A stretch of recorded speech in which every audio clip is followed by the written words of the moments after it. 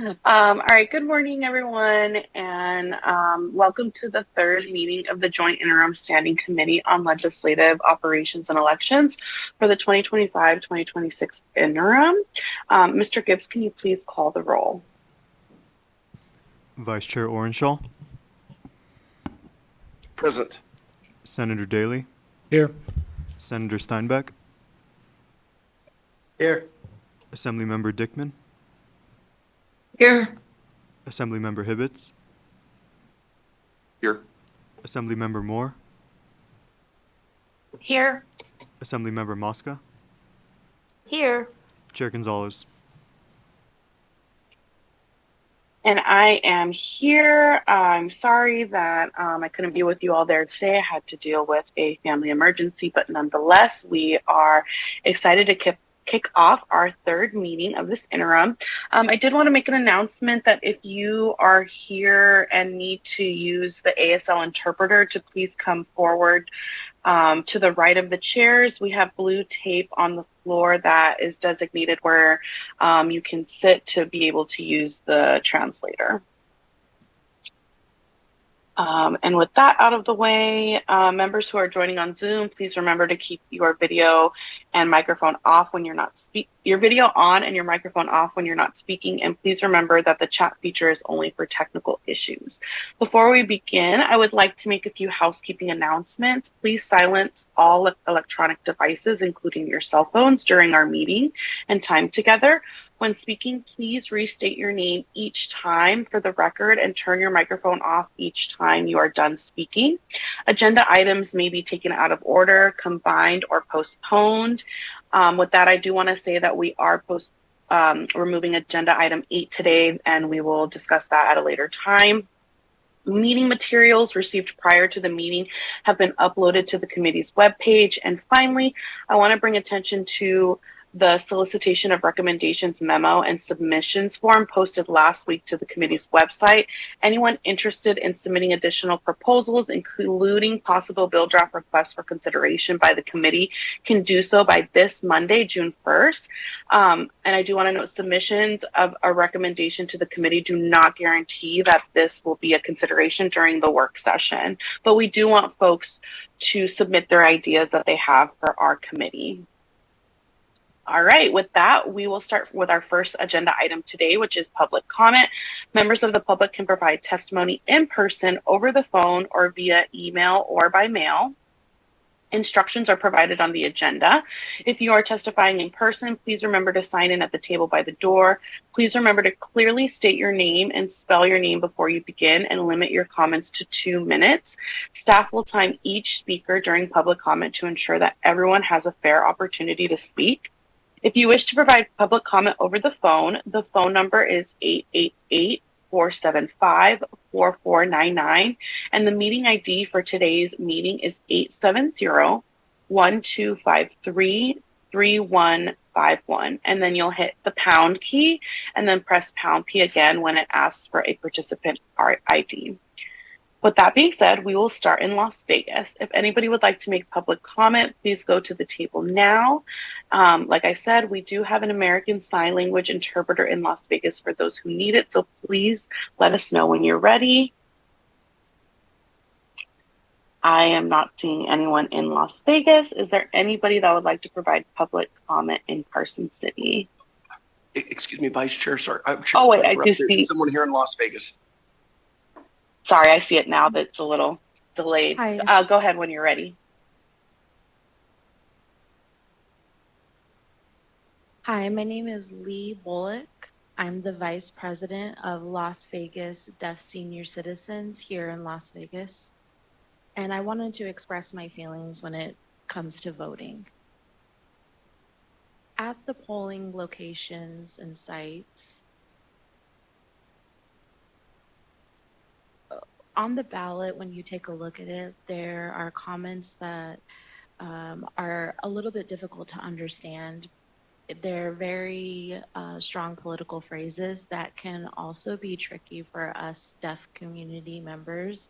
And it's easy for us to have ASL interpretation on the ballot to be able to understand what is involved when it comes to voting.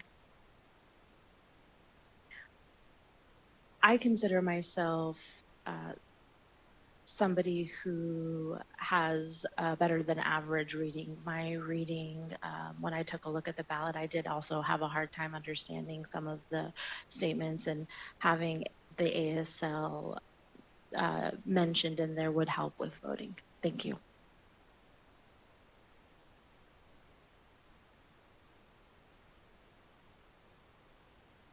Thank you so much for sharing your comments. Sorry, go ahead, next person. Hi, okay. My name is Lexi Bullock. My dad just gave a public comment, and I'm here as well just to make a mention that statistics do say that children that are born to deaf parents, 90% of those children are born to hearing parents. They don't learn sign language. That's 90% as well. So a lot of deaf children are language deprived from when they're born up until the age of 5. So they face language deprivation when they go into their 20s or 30s or 40s and it's time for them to vote. It's difficult because the average deaf reading level is a 4th grade reading level. Political language, I just looked at it, it's about a 6th to 8th grade reading level, which is hard to believe for me. But regardless of that, deaf people use ASL daily, and it's hard for us to be able to translate from ASL to say, okay, we have this political language in front of me to try to make sure we understand it to vote. Having that ASL interpretation would be really helpful to the deaf community to be able to see, okay, I'm not sure if this English grammar and structure is what I'm understanding, because the syntax is completely different in ASL, even with subject, object, verb. And when we see it in ASL, we're saying, oh, okay, you know what, now this is clear, we can understand it. So when you get the information from the deaf community, it's not it's not accurate because there's a lot of misunderstandings, and the captions that we receive for access is not accurate in that sense. So we need to make it accurate in order to get accurate voter results. Thank you so much.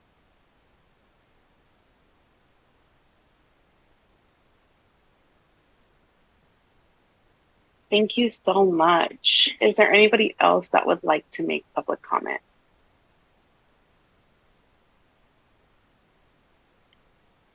Seeing none, we'll go to Carson City.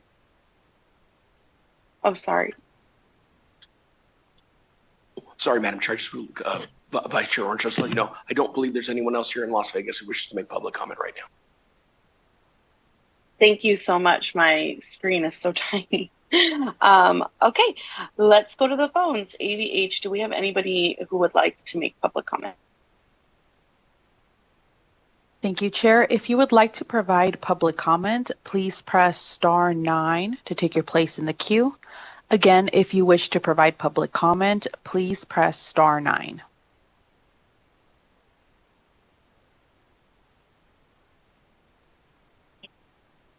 Good morning, Chair, Vice Chair. Happy early primary voting season. This is Dora Martinez. Just want to bring to everyone's attention who loves to vote like we do. While there are accessible machines in the voting centers, like here in Washoe County, we have the audio tactile interface, also known as ADDI, and it's really cool device, and it has tactile different shapes on the, I guess you could call it keyboard, but it's not a keyboard. This device, and you can press different buttons, and it will select things that you want to select and people to vote for. However, it's new device, and the volunteers love them to death. Thank you for volunteering at the voting centers. But they need sufficient and proficient training on how to operate the machine, how to plug it in, and how to show the voter how to use it. And so I hope that the SLS person who, like for the statewide, can, in that office, can have someone that goes throughout the 17 counties to teach the volunteers, those who volunteer for that particular, section, the ADA, because I do have friends in Urington and one in Fallon and some in Ely. Yes, for a blind lady, I do have a lot of friends who are visually impaired and low vision, and they went to vote by themselves. They wanted to try it, and nobody knew how to assist them with, to make it accessible so they can vote independently without people hearing their selections, because that's what they had to do in one of the rural county. A volunteer read out loud, and people heard. So please, we want secured voting, and people with disability want to come and have their voice heard. Thank you, Chair, for everything you do. Enjoy your day. Thank you so much, AVH. Do we have another caller?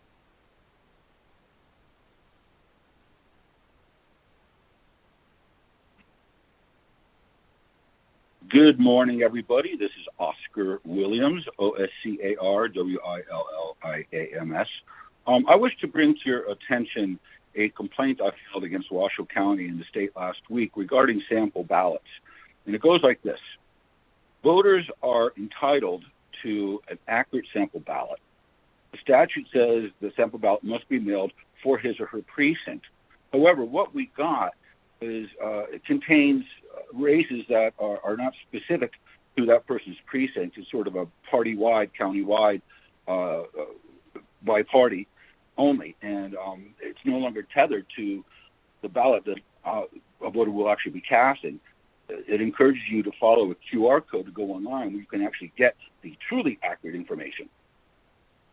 The format of the sample ballot online or the mock ballot online is different than the one that's printed in the booklet. But that's not the real issue. The real issue is conditioning people to go online and to mark a ballot online when many, many people, possibly in the tens of thousands in Washoe County alone, don't have internet. They don't want the internet. They don't use it. And they're being denied accurate information that is their right to receive. This is a big deal, whether they're out in the rurals or on tribal lands, whether they're elderly, poor, just not tech savvy, maybe they're disabled, maybe they're deaf, or they just old school and that they don't want the internet. I have a friend who refuses to use computers. He doesn't have a printer. He's not going to download and print a mock ballot. And so he's being denied his right to an accurate sample ballot. That's what I want you to know. I think, I hope somebody will follow up with that and work with the state and the county to correct it. Thank you for your time.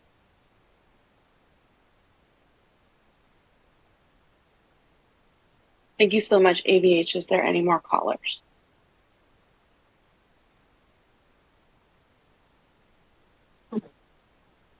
Good morning. My name is Ellen Gifford, ELLEN, GIFF as in Frank, ORD as in David. I'm providing public comment on behalf of Christina McConnell. Christina wanted to be here to speak for herself, but she is a working citizen voter of Nevada. Christina has been waiting almost 3 years for the record she formally requested in December 2023 from the Secretary of State's office. What she's been getting instead are periodic memorandums asking for more time. Surely asking for more time for almost 3 years is ludicrous. Surely the records Christina is asking for are readily available. Surely they must be, because the information in these records had to have been the basis, if there was one, for NRS 293705, a statute that puts all voters at extreme risk. Surely the Secretary of State's office needs to step up, respecting Christina's right to ask for these public records and produce them, or acknowledge that they can't because surely they don't exist. Thank you.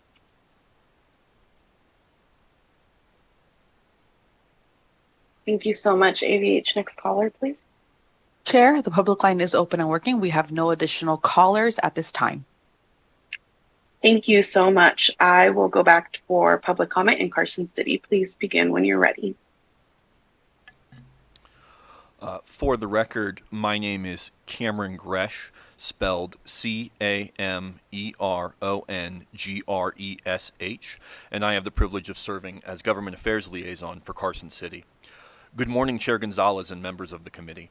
I want to briefly speak from the local government budgeting perspective regarding the future transition to VVSG 2.0 voting systems. Carson City absolutely supports secure, auditable, and accessible elections. We recognize the value of modernization and understand why these standards are being discussed nationally and at the state level. Our concern, of course, is not with the goal, but with adequately funding election operations to meet it. Local governments throughout Nevada are already facing significant pressure on infrastructure budgets, public safety costs, employee compensation, deferred maintenance, and growing service demands. Election systems are critical infrastructure, but unlike many other capital needs, this is an area where local governments have very limited flexibility to delay or scale implementation if state or federal requirements change. For Carson City alone, the projected replacement cost is estimated at approximately $1.2 million. That is a very substantial expense for a jurisdiction of our size, particularly if local governments are expected to absorb a large portion of the cost themselves. I would encourage the committee to recognize that if Nevada ultimately moves towards mandatory VVSG 2.0 implementation, a sustainable state funding strategy will be essential. Otherwise, counties and cities may be forced into difficult trade-offs between election modernization and other core public services. If these upgrades are determined to be necessary for Nevada's future elections, local governments like ours would be more than grateful for the assistance of our state in meeting this mandate. Thank you for your time and for your support of Nevada's counties in administering elections.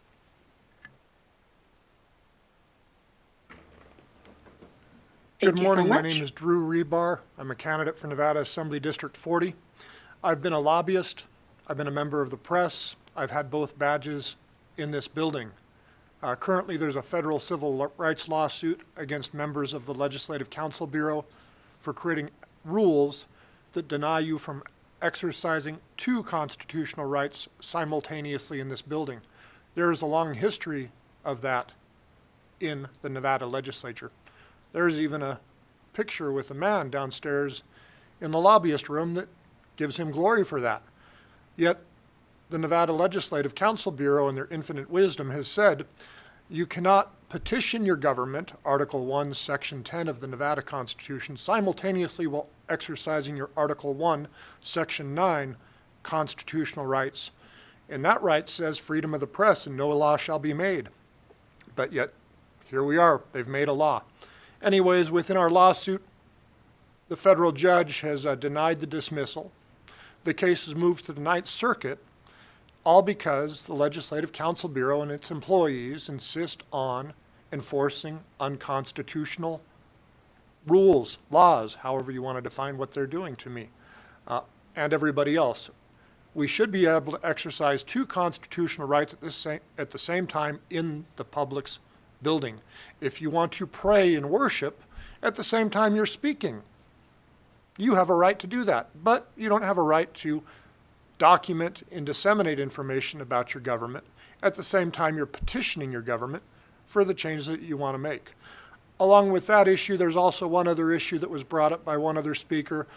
The Secretary of State's office has a history and a pattern and a practice of denying public records requests.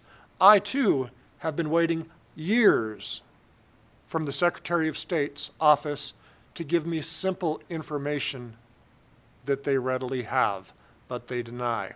What are they hiding? What are they covering up? Why do we allow this corruption to exist? Thank you very much for your time. My name is Drew Rebar, and again, I'm a candidate for Nevada Assembly District 40. Thank you very much.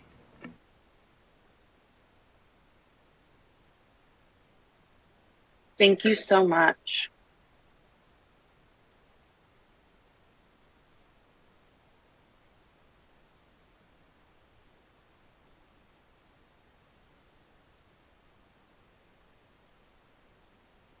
Seeing no other public comment, we will now move to our next agenda item, which is approval of the minutes from April 17th, 2026. Committee members, you've all had time to review these minutes. Are there any questions or comments?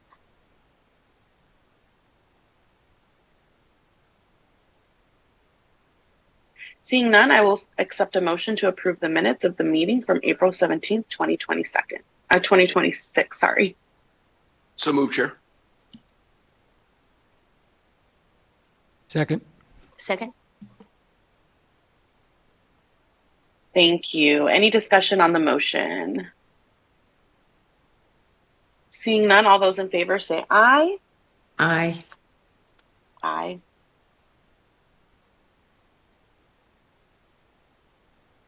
Anyone opposed, say nay. The motion carries. Thank you. All right, next I would like to move on to our next agenda item, which is a presentation of the use of campaign funds for childcare. I would like to invite the representatives of the Vote Mama group to present their information on the use of campaign funds for childcare. Please keep your presentation to 15 minutes and go ahead and begin when you're ready. Thank you so much, Chair. Let me pull up my screen.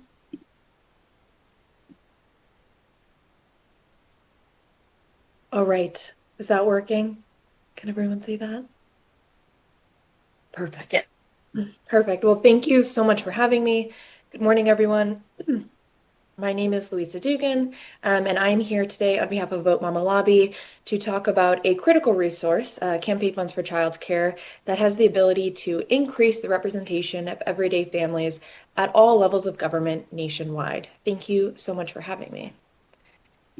Before I get started, I'll briefly introduce myself. I have the honor and privilege of serving as the policy director at Vote Mama Lobby. I lead our policy and research department to break down the barriers that keep moms and dads, caregivers at large, out of office and out of power. That primarily focuses on advocating for campaign funds for childcare and campaign funds for security nationwide in all 50 states. To level set the conversation, I'm here today on behalf of Vote Mama Lobby, a 501c4 organization, but I will be including and referencing data and research that was authored and conducted by Vote Mama Foundation, which is a 501c3 nonpartisan organization that researches the political participation of moms. So I'll be using, both organizations while giving this presentation, and if there's any confusion, please feel free to interrupt me, and I'm happy to, explain a little bit more and offer any clarity that I can. So to begin, our origin story of campaign funds for childcare. So back in 2018, Vote Mama Foundation founder and CEO Luba Gretchen Shirley, who's actually on this call right now, so if you have any specific questions for her, please let me know. She ran for Congress back in 2018, and at the time her kids were just 1 and 3 years old, and she had quit her full-time job to run a full-time campaign and couldn't afford to pay for childcare expenses out of pocket because she had foregone her salary. And so she petitioned the Federal Election Commission asking if she could use her campaign funds on childcare expenses directly related to campaign activity.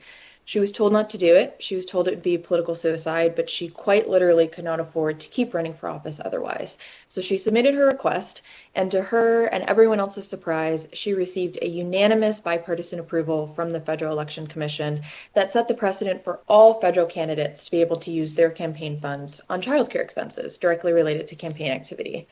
Since that authorization in 2018, the Federal Election Commission has actually expanded that allowance. So they have now allowed not only childcare, but broader dependent care. So that would include, an adult child with a disability that the candidate is the primary caregiver of. It would also include an aging parent or grandparent that the candidate is the primary caregiver of. And they've also expanded the allowance to cover expenses not only related to campaign activities, but also carrying out official duties. So federal candidates, no matter what state you're running in, are allowed to use their campaign funds on dependent care expenses, including childcare, as it relates to both carrying out official duties and as it relates to campaign activities. And while this is, tremendous progress for federal candidates, we have to go state by state to give state and local candidates that very same allowance. And that's the work that I lead at Vote Mama Lobby. Vote Mama Lobby is the only organization working to get campaign funds for childcare authorized nationwide. I'm thrilled to share that as of today, we are at 40 states in Washington, D.C. that have approved the use of campaign funds for childcare in some form. Each authorization varies, state by state. For example, 18 of the 40 states allow candidates to use their campaign dollars on broader dependent care expenses, and actually 17 states allow office holders to use their campaign funds on childcare expenses directly related to carrying out official duties. So, but broadly speaking, over 80% of the country has explicitly approved campaign funds for childcare in some form. And this graphic is showing you the dark highlighted states are the states that have explicitly authorized campaign funds for childcare, and the lighter shaded states are the ones that have not explicitly authorized it. And, this may seem like a very small change that I'm talking about, and it is. It's a very small structural change, but it has the ability to make a huge impact in who can run and who can serve for office at all levels of government. And it's particularly important when we think about, everything that parents of young kids are juggling just, to survive and to be able to run for office. Vote Mama Foundation, as I said, researches the political participation of moms at both the federal and state level. In 2024, the foundation found that less than 8% of all state legislators were moms of minor children at the time of serving in office. When we think about the age of child, the representation actually goes down. Only 1.7% of moms of minors of children under the age of 6, and only 2.3% were women of color who had children under the age of 18. So this graphic is showing you of, over the 7,000 state legislators in our country, in 2024, less than 8% were moms of minor children. And this is, particularly important when we think about the fact that 85% of American women are moms by the age of 45. And if we don't look at the barriers that are particularly impacting moms and dads and caregivers at large, we will never reach proportional representation. We would need to elect over 700 more moms nationwide in order to reach proportional representation, which is about 18%. And I will continue to the next slide, and this goes into the data a little bit more. So this shows you how many moms of young kids are serving in each state legislature. So that 7.9% was, our national average number, and this is giving you the numbers within each state. And again, these numbers are for 2024. We have not updated them yet for 2026, but it is on our agenda to do this summer, so please stay tuned. We will have more data coming soon. So you can see that in 2024, Nevada had almost 13% of their state legislature was made up of moms of young kids, so above that national average of almost 8%, but below proportional representation threshold of 18%. And let me be clear, while the data is specifically focused on moms, campaign funds for childcare does help all types of caregivers, including dads of young children and single parents. Vote Mama Foundation does track the representation of fathers at the federal level, and while dads do outnumber moms at the federal level, dads still only comprise less than 23% of the 119th Congress. So Campaign Funds for Childcare has the potential to help all types of caregivers and young families run for and sustainably serve in office at every level of government. In addition to researching the political participation of moms, Vote Mama Foundation also looks at how much money is being spent on childcare expenses in states that have authorized campaign funds for childcare. So we looked at a 7-year period, 2018 to 2025, and pulled publicly available expenditure data at the state and local level in all the states that have authorized campaign funds for childcare. And I will say, as I'm sure many of you know, each state has different rules and regulations regarding campaign finance and has different systems for processing campaign finance. So not every state has publicly available expenditure data. So we actually say that the numbers that I'm about to share are an underestimation of what the numbers truly are, because so many states do not have publicly available expenditure data. But for the states that do, Vote Mama Foundation found evidence of usage in over 25 states. So over 148 candidates have spent over $700,000 on childcare expenses in over 25 states. And again, these are campaign funds being used on childcare expenses directly related to campaign activity. This is a 1,400% increase in just a 7-year period, and overwhelmingly, campaign funds for childcare was used by women candidates. Almost 60% of the candidates that used campaign funds for childcare at the state and local level were women candidates. Really showing that when campaign funds for childcare is authorized, it is utilized, and it's helping more women, more moms, and more families be able to run for and serve in office. To get a little bit deeper into the data, of the 148 candidates that have used campaign funds on childcare expenses, only 30% were candidates of color. However, candidates of color spent almost 80% of the dollars that were spent in total on campaign funds for childcare. So of that $700,000 number that I had on the previous slide, about 80% of that money was spent by candidates of color. This data underscores the ability to help candidates from marginalized backgrounds who have historically been, shut out from the political arena be able to run and serve while still having access to safe and affordable childcare. And this actually is one of my favorite statistics. I mean, I love all of our stats, but this one I think is really important to highlight for an audience like yourself. Of all the spending, it was overwhelmingly spent by candidates running for state legislative office. So we have a third of spending being spent by candidates running for local office. That ranges obviously state by state of what constitutes local office, but broadly speaking, that would include school board, city council, county council. And school board is primarily one of the first places that moms decide to run for office, right? So that's really exciting to see that a third of the spending is being spent by local candidates, and almost 60% is being spent by candidates running for state legislative office, which is truly amazing because we know that these are much larger districts. You often have to travel, long periods of time. You have late night fundraising. In the states where you're allowed to use campaign funds on childcare expenses directly related to carrying out your official duties, this is also incredibly useful, right? If you have to stay at the Capitol late night for, a critical vote, who's able to watch your kid at home while you're there. So the data is really, here to highlight that when campaign funds for childcare is authorized, it's used to help level the playing field for all types of candidates to be able to run for office. And before I conclude, I have the national perspective, but I did want to end with just a Nevada specific perspective to give a little bit more detail. So, 40 states and DC have authorized campaign funds for childcare in some form. Nevada is one of the 10 states that has not explicitly approved campaign funds for childcare in statute or in writing. For everyone's, understanding, there was legislation introduced in both 2023 and 2025 in Nevada to codify state and local candidates' ability to use campaign funds on childcare expenses. However, those authorizations, those codifications did not get over the finish line, so it is still not approved in the state of Nevada. And it's a critical time to bring it back up as we head into the midterms. But also, I thought it was really timely considering that the Nevada Legislature codified campaign funds for security expenses in late 2025, which was amazing to see. For your knowledge, at Vote Mama Lobby, I advocate for both campaign funds for childcare and campaign funds for security. I hear from moms all across the country.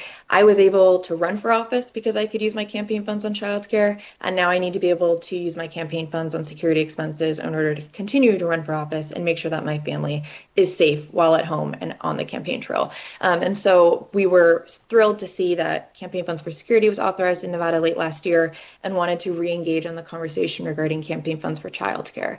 When we launched our campaign funds for security effort in August of 2025, 10 states had authorized campaign funds for security.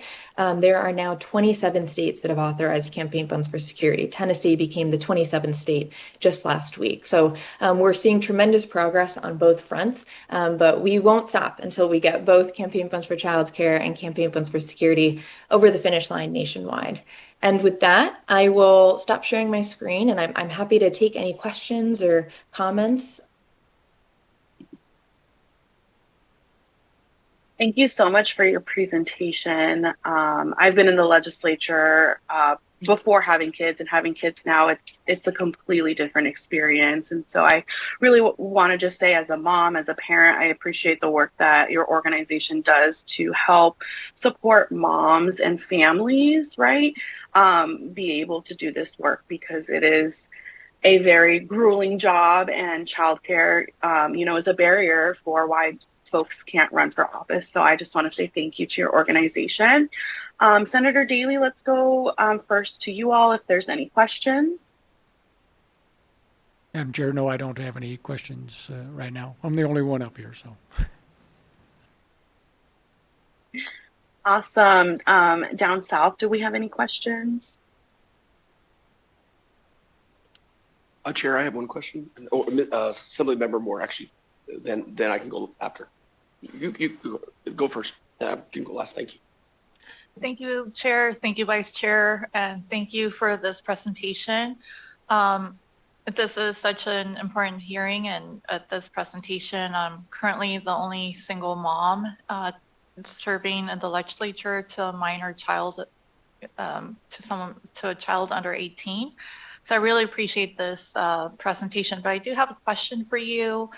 In terms of, is there a limit as to, do other states limit the maximum amount of money candidates can use this for childcare? That's a great question, and thank you so much for serving. I was raised by a single mom, and single moms are, you're a superhero. So thank you so much for sharing your story. To answer your question, for campaign funds for childcare, there's no limit at the federal level for how much money you can spend on childcare expenses, from your campaign fund account. And at the state level, to my knowledge, there are no states that stipulate a cap on spending in terms of dollar amount. There have been states that have capped the age of child that you can spend campaign funds for childcare on. So for instance, in I think it's Hawaii, the age of child is actually 13 and under. It doesn't go up to 18. However, it does include an adult child with a disability that would be over that 13 age. So it really does depend, state by state if there are caps on usage. But to my knowledge, there's no cap on usage when it comes to dollar amount being spent. It's usually about the age of child and how far from the actual election date you can use your campaign funds on childcare expenses. I will say for campaign funds for security, which I know I'm not presenting on, but I will just say this, there are states that have capped the amount of money that you can use to purchase security expenses, like an at-home Ring camera, lighting, locks, those sorts of things. So I have seen that in the campaign funds for security realm, but I have not seen it on the campaign funds for childcare realm. I will say, as I'm sure all of you know, it is incredibly hard to raise money, especially at local office, right? It's a full-time job to run a full-time campaign and to serve in office and to be a parent of a young child, right? You have 3 full-time jobs at the same time. And so while, $700,000 is amazing, I'm very proud of that number, that is really a drop in the bucket when you think about how much money gets put into campaigns at all levels of office. And it's really about making sure that candidates have the ability to access safe and affordable childcare when they need it in order to run a viable campaign. But thank you for the question.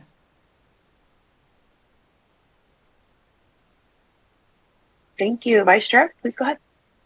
Thank you very much, Chair. And thank you so much to the organization for what you're doing. My mother served in the state assembly, and my sister was a teenager at the time, and oftentimes came up to Carson City with her. And many times childcare was sitting on the floor of the assembly with my mom during session, and that was childcare. And then I fast forward to a recent session where our Senate Majority Leader had her baby on the floor and taking care of her baby. And I remember during public comment, someone said, "Why do you have that baby there? You have no business having that baby there." And I was shocked, but that was the childcare we had. And I appreciate everything the organization is doing, but I just wonder, are there any legislatures that are providing childcare as part of the legislature on site to have childcare for parents who want to serve? Because certainly it's great if people are allowed to spend their campaign funds, but that's limited as to what someone has and can raise. I'm just wondering, are there any state legislatures that make childcare part of the legislative process? So there is childcare on site at the State House for legislators who have children that need childcare for being able to serve. That's a great question. And thank you also for sharing your story. That's amazing that you followed in your mother's footsteps and are now serving the legislature yourself. This is something that we talk about quite a bit, right? Of campaign funds for childcare helps. It is not the full story. We need to make it easier for parents of young kids to be able to serve in office once they're elected. And there's a whole host of things that we can do to make it easier for them to sustainably stay in office once they're there. And on-site childcare is really critical to be able to do that.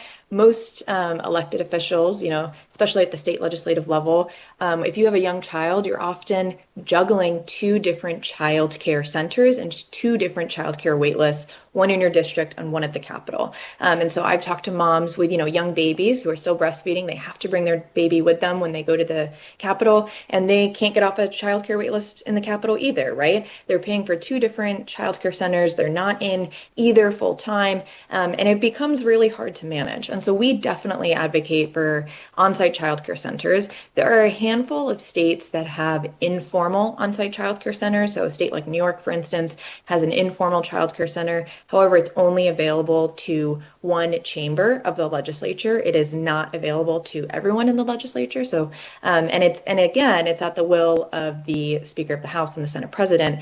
It's not necessary. That's what I mean by informal. It's not in statute anywhere.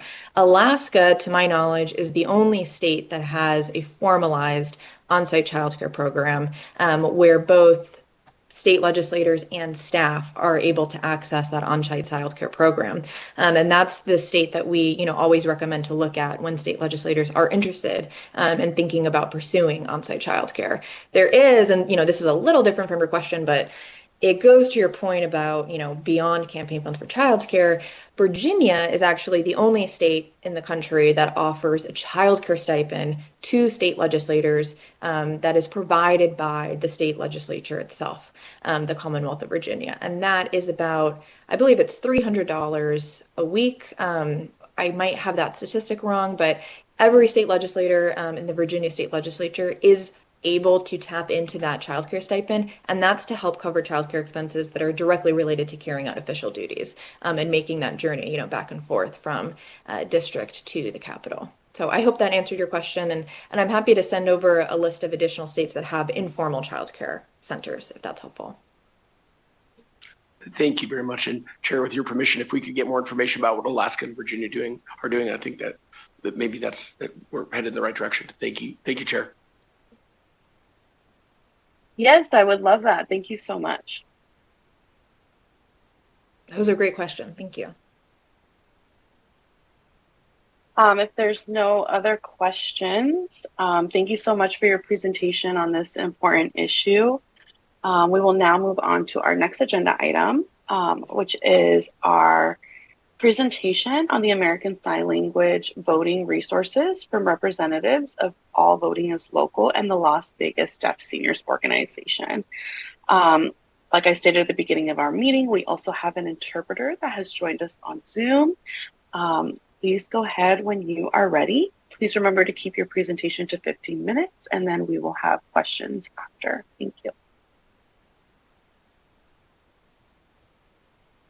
Good morning, Chair Gonzalez and members of the committee. My name is Carrie Dermick, and I'm the State Director for All Voting is Local Action, Nevada. Today, we are going to speak about ways that our legislator can expand access to the deaf and hard of hearing community. And basically to start, I'm going to start with some important statistics about our state and about the deaf and hard of hearing community.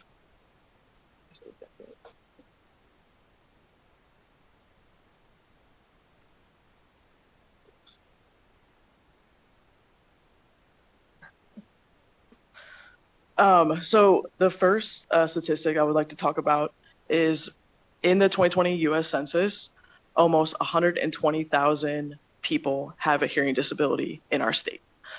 So that is a very, very important factor about why we want to talk about why resources in voting access are so important for this community. The second one is one all of us know very well. We are the third most diverse state in the country. We're only following Hawaii and California.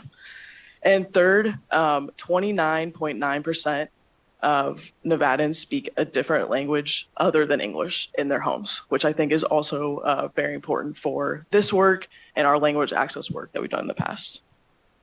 me go to the next slide. In 2025, my organization, we worked on a bill called AB 367. And just to provide some context of why we're talking about language access resources and resources for the deaf and hard of hearing community, we worked on this bill in coalition with the Secretary of State's office, with the Nevada Commission for Persons Who Are Deaf and Hard of Hearing, also with the Let Nevadans Vote Coalition. And this ended up being a priority bill for the deaf and hard of hearing community. And we had a very successful Deaf Day in the legislature supporting this bill, and this bill was supported in both chambers. And so just going over some key elements of this bill. So AB 367 will mandate all of these key elements for our elections. In 2024, the Secretary had actually already provided a language access hotline and website translation, but it will now be required no matter who is Secretary of State in our state moving forward, those two elements. The new elements, one of them was allowing the use of a personal device for voters with disabilities. And this was an extremely important aspect for people that have a hearing disability or are in the deaf and hard of hearing community. We heard from the community how important this was and why the community was so supportive of this aspect of the bill. And then another element is the Secretary's office is going to be communicating statewide in English and Spanish in all statewide communications, and this will continue forward from now on. These resources are going to provide access to voters who have lacked access in the past, basically. And that's why we want to continue this work and really provide more access for the community of the deaf and hard of hearing. And I'm now going to pass it over to Chanel to talk about our work with the deaf and hard of hearing community. Good morning, Chair Gonzalez and Chair Orangel and committee members. My name is Chanel, C-H-A-N-E-L, Casanello, C-A-S-S-A-N-E-L-L-O, and I will touch on our efforts to expand a pilot program that Clark County Elections Department proactively introduced in 2024 in coordination with deaf and hard of hearing leaders. In 2024, for the election cycle, they assigned 4 polling locations for select hours to have ASL interpreters in person ready to offer direct language access communication similar to what we have here today. And thank you so much for providing that resource. And it was a success in some ways, and then there were opportunities for improvement, but we just want to commend both the deaf and hard of hearing leaders and Registrar of Voters Portillo for working together to implement a pretty essential resource, but in a very short time span. And so we wanted to return the conversation to the table earlier this year to further implement it and expand it for 2026 elections. Sorry, I'm not going back in time. And so again, we have 4 sites that will have ASL interpreters. And currently we've had 1 site during early vote already have it at the Cambridge Recreation Center. We have 3 more dates that the Clark County is providing with ASL interpreters on site this week up until June 5th, which is the last day of early vote. And again, received a lot of applause and appreciation from the community. And again, Clark County has implemented some feedback from the 2024 pilot program. And we are just very grateful that they're being very proactive, receiving the feedback and improving the program. We hope that it is adopted on the long term. So our legislative work, as Carrie had mentioned, goes back a couple of sessions. In 2025, we encouraged the passage of AB 367, and we have, which was signed into law with bipartisan support. This law codifies a lot of important resources around the top spoken languages in Nevada, the top 7, 2 interpretation hotlines, 1 telephonically in more than 200 languages, and 1 video interpretation that on demand provides voters of any language, but this heavily supports the ASL community so that they can get verified accurate information from the Secretary of State's office in real time. Also, voters with disabilities, again, advocated strongly by the deaf and hard of hearing voters, can now utilize their personal device if they have it, if they have that resource when voting in person. We've invested and deepened our relationships and partnerships in the community, specifically with the Nevada Commission for Persons Who Are Deaf, Hard of Hearing, and Speech Impaired, and local groups such as Las Vegas Deaf Seniors, which you've heard from today, and others. We want to empower them, and we're continuing to gain a better understanding of the community's lived experiences, and that really is driving the language access work within the community. And we do have a proposal drafted based on the community's direct recommendations with the goal to not just identify current barriers, but also to advance equitable access.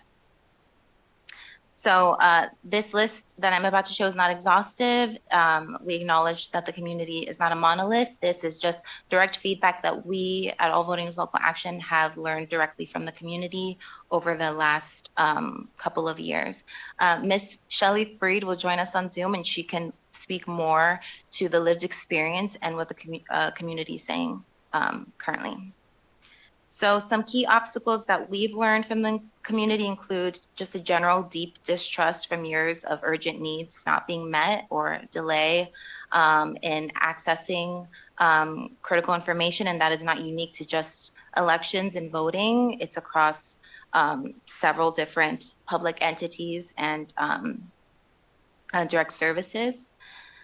Also the misconception, the current available resources are great, but there's an inconsistency in it, right? There's a lot of new resources and folks aren't aware or they haven't had them in the past. So there's a lot of uncertainty about what is available to them when they show up. And so this can be a barrier and inhibit folks from even starting the process. Also, the misconception that ASL is English, as you've heard, ASL is not English. It is its own language with its own complexities. And many members are limited English proficient and primarily communicate in ASL. There's also a reluctance to disclose disability, of course not required, but folks feel that unless they do so, then they won't have their access needs taken seriously, to put it blatantly. And a lot of folks would really like to be able to show up and have that autonomy and independence to vote and not really have to ask for assistance unless they really need to. Also, I want to highlight the need for proactively available ASL resources, similar to what Clark County is doing with offering the ASL interpreters on site. Also, the importance of having certified deaf interpreters for accuracy has been echoed frequently in the community. An ASL interpreter is one thing. There's a different standard just with any interpreter of any language, that they are certified, that they understand the culture and the nuance of the language, and that they're able to communicate to basically any ASL person who communicates in ASL. And then also just want to really highlight for time that the reality is that it really takes just one negative experience that can disengage a voter for the long term, even permanently, depending on the context and the takeaways and if there was any resolution to the issue that they faced. And this rings true not just for deaf and hard of hearing voters, not just voters with disabilities in general, but any voter in any community. Unfortunately, something like a long line is a serious issue, but there are others that people really carry with them and they don't come back to vote because they don't think it's worth it or they don't feel welcome to participate.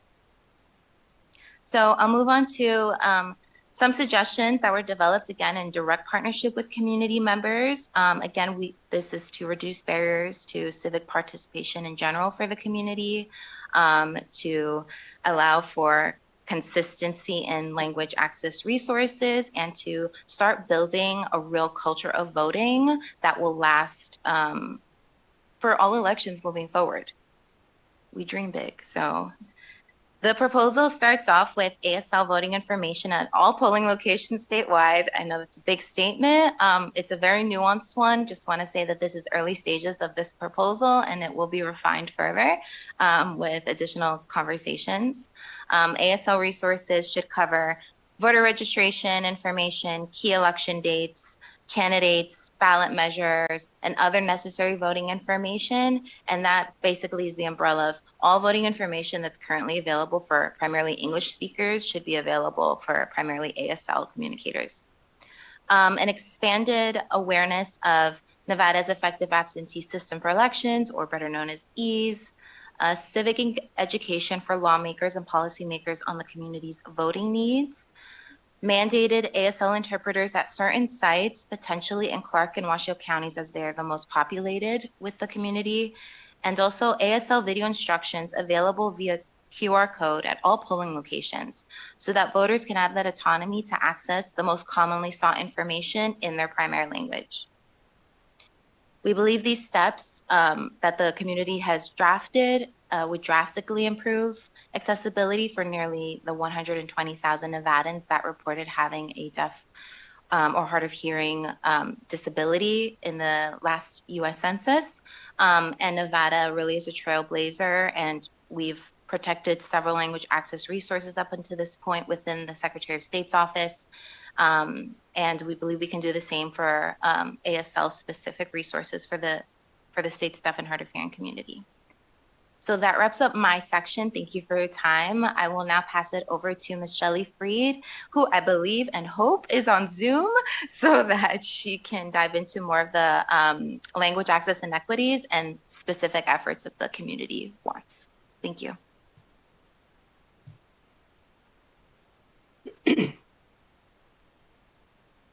Okay, I'm just making sure the interpreter can see me okay.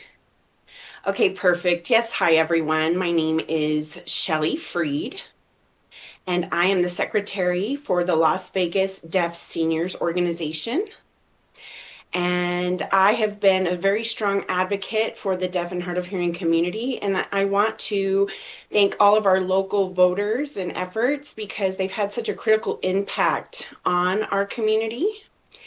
And now I would just like to present to all of the chair people and assembly people as well. I'm thankful for being allotted this time and trying to advocate for more resources in American Sign Language. And when it comes to ballot questions and the need for ASL resources and translation, I mean, as was spoken, that as was previously mentioned, ASL is very specific. It's its own language. And as of a couple of years ago, I've really tried to put forth my best efforts to get on-site translation at polling locations. But is this really the deaf and hard of hearing those who use ASL, is that really our responsibility to get that instated in those polling locations? As we all know, different voting information is available in certain written languages. But as we all know, ASL is a very visual and not written language. So we would like to propose and emphasize the need for pre-recorded ASLized, as we like to term it, videos that kind of translate any ballot questions at the federal or state legislative level for different measures to be accessible to our deaf and hard of hearing voters, especially when it comes to ballot questions. English is not always, or as we all know, ASL is not a universal language, and languages can change from one country to another, and it really is individually based. So we had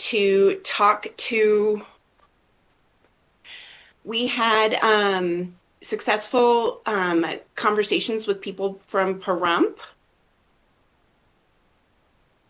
And we realized from the NYE, when it came to the ballot measures, it was very different than here in Clark County.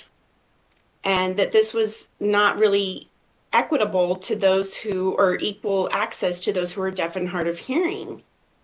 So we were really trying to push for pre-recorded ASLized information to make access universal when it comes to different ballot measures and questions. And I would really like to have you guys take this as an opportunity to provide this equality and equitable access for those who are members of the deaf and hard of hearing community. And for those people whose primary language is not English. You know, and just like Lexi mentioned, the general understanding of the reading and comprehension level of English is in the 3rd and 4th grade level of those within the deaf community. So that already presents an inequitable situation in the voting process and in polling places. Or those even trying to vote by absentee ballot. So if we have ASLized pre-recorded translations, they can pull up the website and feel more prepared to send in their absentee ballots. I'd like to thank you all for your time and consideration regarding my message. Thank you. And now I'm open to any questions.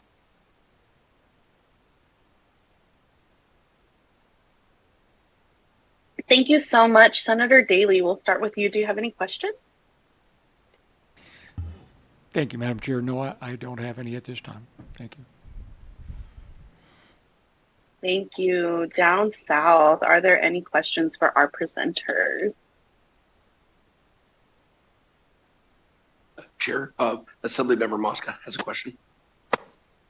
Thank you so much, Thank Chair. you, Vice Chair. Please go ahead. Thank you. Sorry.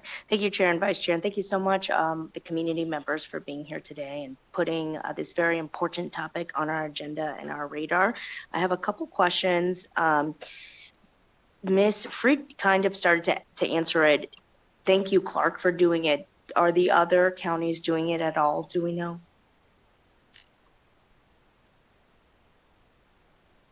Chanel Casanello for the record. Not that we're aware of. We have mentioned this community and potential resources, primarily to implement AB 367 and the key elements that affect the community directly. We have encouraged clerks around the state to consider ways to implement and promote it within their communities. Of course, that is within their jurisdiction to decide how to do so. But otherwise, we only know of Clark County expanding that with the ASL on-site interpreters. Yeah, thank you. That's helpful, and it's good to know that Clark is sharing, best practices, opportunities, just so it's not totally new for everybody. These are a great list, especially because it's come from the community. Have you seen, are these best practices from other states? Are there other states are great examples of this, or other jurisdictions? Shelley here. Shelley Freed for the record. Yes, the state of California has ASLized pre-recorded messages for each ballot question. And California voters who are deaf and hard of hearing were just absolutely thrilled when this was provided. And we have gathered information from anyone who are maybe expats or who have left the state of California and now reside in the state of Nevada about their experiences with those pre-recorded ASLized videos. Chair Mosca, if I may add on to that, it's a bit difficult to find which counties and states that are implementing these resources on a continuous basis. But with some digging, we were able to identify a different expanded resources in Arizona, Massachusetts, and Washington. They offer a range of resources such as what Ms. Freed had mentioned, pre-recorded videos in ASL, covering every single topic around voting, voting methods, key election dates, how to fill out a mail ballot, etc. Arizona offers an ASL voter education guide. Also, Massachusetts has a website specifically filled with resources for the community. again, with those videos and explainers in ASL. And Washington also does videos directly for the community. So it's out there to one extent to another, and it does vary, but we can dig in deeper and provide that information to the committee at a future time. Yeah, thank you. That's a very helpful list too, because it's a pretty diverse list in partisanship. So it's good to know that it's a bipartisan issue. And then my last question, thank you, Chair, for the time. Something that I hear a lot within at least the school issues are lack of ASL interpreters or the pipeline of folks who are training for this role and then people who are available. Do you find that that also impacts the potential for voting, or just peeling back the layers of other issues? Is the ASL interpreter pipeline also an issue here in the state?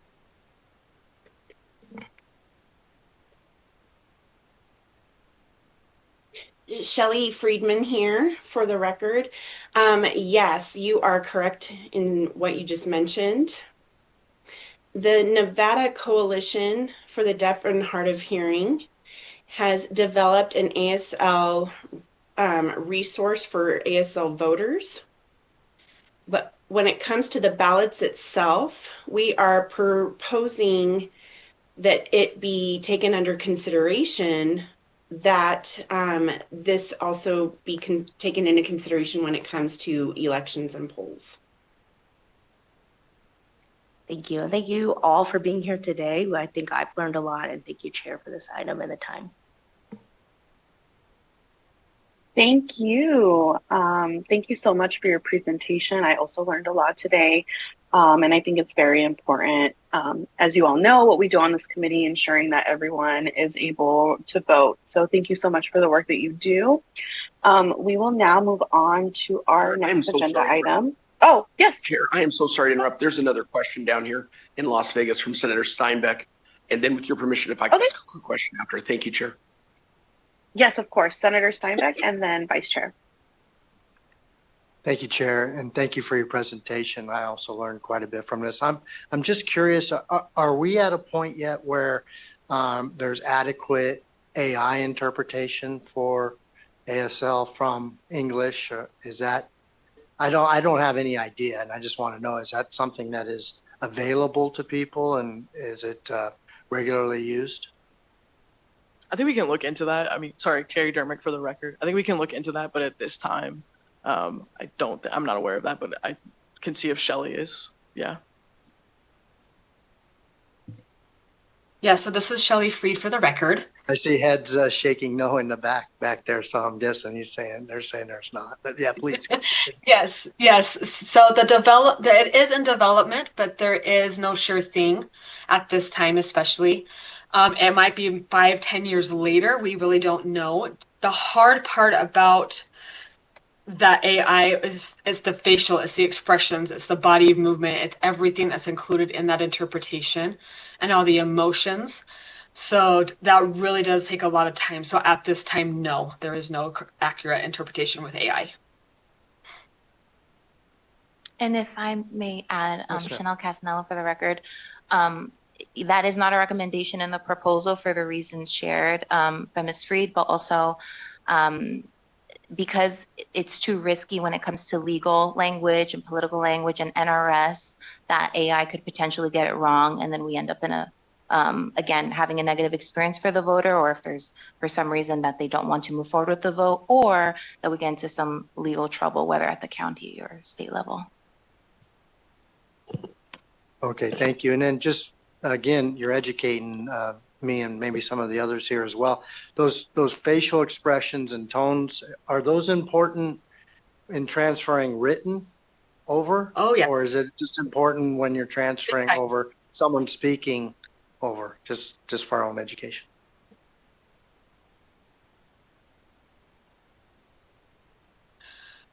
Yes, so again, this is Shelley Freed here. So yes, facial expression, tone, the eyebrows, the mouth movements, all of that, even the shoulder shifting, something called classifiers, setting up, like spacing and everything. That really is a big part of understanding the sign language and putting that all together. So to tell a story for people to understand, or the structure of the grammar, all that stuff is included with that. So yes, it really is important. So yeah, you are right. Everything is included with that, with the facial expressions, the feeling, the tone, everything is incorporated with the grammar of American Sign Language. Thank you for the education, and thank you, Madam Chair. You're welcome. Of course, Vice Chair, please go ahead. Oh, thank you, Chair. And I want to thank All Voting is Local and Registrar Portillo for working on getting those 4 sites set up here in Clark County. I guess my question is, do you think those 4 sites are meeting the need of voters who need an ASL interpreter? Is that enough? I was disappointed to hear it's not being done in any other county. I'm very happy to hear it's being done in Clark County, but I just wonder, do you think those 4 sites are meeting the need of voters who need an ASL interpreter?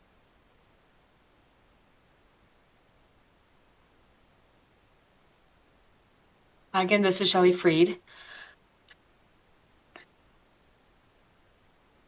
So I am trying to educate the deaf and hard of hearing voters as well, that there will be and there are opportunities, but it is hard to get the words out just because of the different ways of how people approach it for individuals, because there are different methods of sending out that information to them. Some is through social media, such as, like, you know, the Facebook and everything. So we are trying to do that. We are trying to suggest that, or have those areas that there are the interpreters there, but 3 out of the 4 did have good outcomes. The people have decided to change the locations this year, so we'll see how this actually goes this year to see. So it kind of is like a trial and error just to see what the outcomes will look like. But I really do appreciate Clark County, though, for the voter registration to be able to do that. And I do want to mention as well that we do have one who is deaf, who does speak well, and is now working full-time at the Galleria Mall, and is working with that area. So we're trying to see and get all the information out there so people can see their hands. But again, we do appreciate Clark County to be able to provide that opportunity to work there and to work with us. So it is a start, but I do want to see this thrive. Yeah, and just to add to that, Carrie Dermick, for the record. So in 2024, this was a pilot program, and it's still a pilot program. So I think Clark County is also testing the need basically as well too. I think something that we want to do after the primary is see the turnout rates at those sites and see how many people were using the interpreters to see if we do need to expand more so next year. And I think even looking into expanding into Washoe and other counties where there's going to be a need, like even more so in the future. And then I think, to Shelley's point, the outreach and education piece is always challenging. And so I think that's why we want to bring a BDR ID to the legislator, so that we can really focus and make sure that people actually know about the resources. Because right now, I think that's the challenge, is not everybody in the community knows about them. And so I think that's like where we need to really focus in the future, is like, we have all these amazing language access resources, but how do we make sure that the entire state and the people that need them actually know about them? Well, thank you very much. Thank you for all your hard work to the All Voting is Local, to Clark County, for making sure that this is available, and appreciate it. Thank you, Chair, for your indulgence. Of course, thank you. And again, thank you all for the work that you all do in our community. Now we're going to move on to our next agenda item, which is an overview and recent updates related to Section 2 of the Federal Voting Rights Act and possible state considerations. We will now hear from Ms. Brewer from the National Conference of State Legislators regarding an overview and recent updates. Ms. Brewer, whenever you're ready, please begin.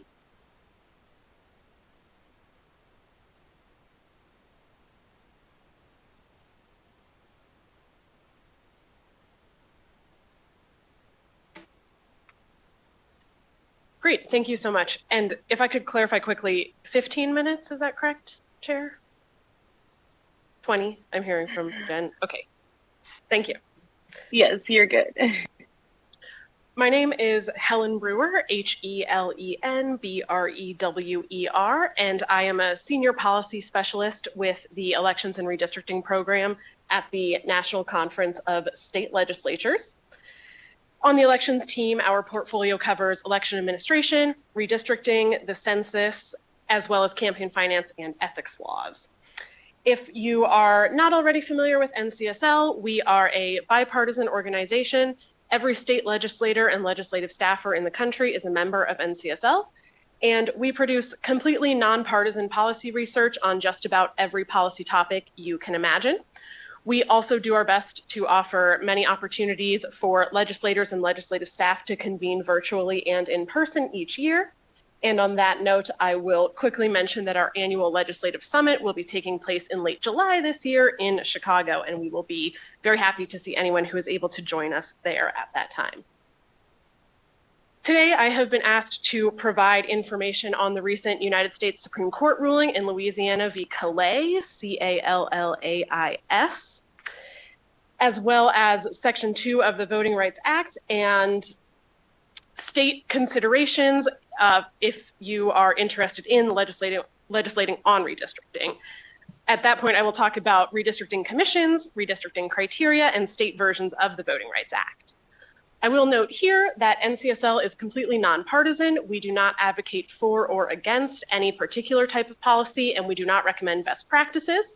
I am just here to provide you with an overview of how we do see states legislating on the topic of redistricting most commonly. With that, we will start out with an overview of the recent Supreme Court decision in Louisiana v. Calais. This case arose out of Louisiana. In the 2020 redistricting cycle, Louisiana drew a congressional map. A court said that that map violated the Federal Voting Rights Act because it needed to include 2 majority Black districts, but it only included 1. The Louisiana legislature went back to the drawing table, drew a map with 2 majority Black districts, and then in the Calais litigation, the state was sued again with plaintiffs claiming that the new map with 2 majority Black districts was a racial gerrymander. In the Calais case, the United States Supreme Court agreed. A racial gerrymander occurs when race is the predominant factor driving the redistricting decisions. And for states to justify using race in that way, they need to satisfy strict scrutiny, meaning that they had a compelling interest for using race as the predominant factor in redistricting. Compliance with Section 2 of the Voting Rights Act has long been assumed to be a compelling interest that justifies the use of race in redistricting. And in the Calais case, the Supreme Court confirmed that this is true. Compliance with Section 2 of the Voting Rights Act is a compelling interest sufficient to justify using race as the predominant factor in redistricting when Section 2 is properly construed. What does properly construed mean? That is what Calais lays out for us and what I will dive into in a moment. Overall, the new gloss, if you will, that Calais puts on Section 2 of the Voting Rights Act will mean changes to how VRA lawsuits are litigated and how courts will determine whether or not the VRA has been violated moving forward.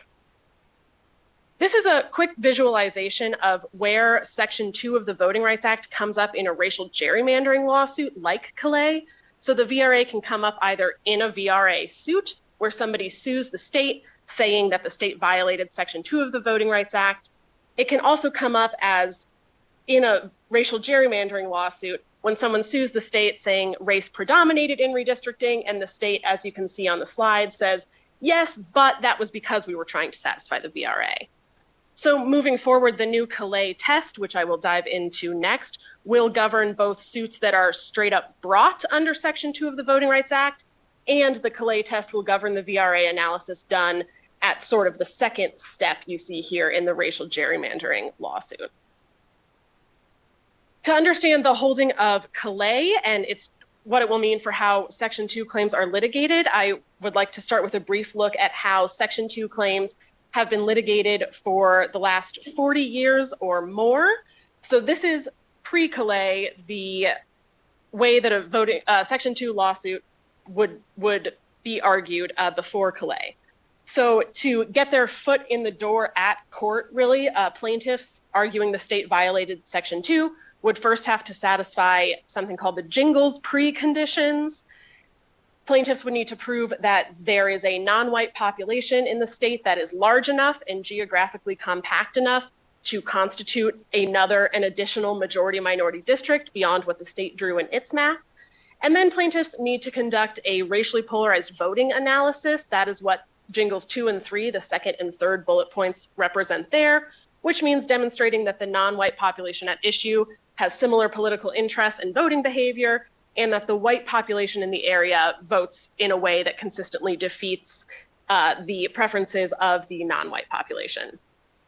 Pre-Calais, once plaintiffs could satisfy the Jingles preconditions, courts would take a look at something called the Senate factors, which is a totality of the circumstances type of evidence analysis, where courts will look at the history of discrimination in the state and the ongoing effects or any ongoing discrimination that exists in the area at issue more broadly. You can see the factors there on the slide. Post-Calais, Section 2 claims will now be litigated using the new Calais test. You can see between these two slides that the biggest differences, or some of the biggest differences, are on that second step, the evidentiary analysis. So I will start there. We saw those Senate factors, a list of circumstantial evidence that courts would previously look to determine whether Section 2 had been violated. Under the Calais test, the Supreme Court has now instructed courts that that type of totality of the circumstances evidence should not be heavily weighted anymore. What plaintiffs really need to focus on is demonstrating present day evidence of racial discrimination in elections and voting specifically. And under the Calais test, that evidence needs to support a strong inference that the state intentionally discriminated based on race. This is a big change. Since at least the 1980s, the VRA has always been understood specifically not to require evidence of intentional racial discrimination, but moving forward, plaintiffs will need to focus more on providing that type of evidence.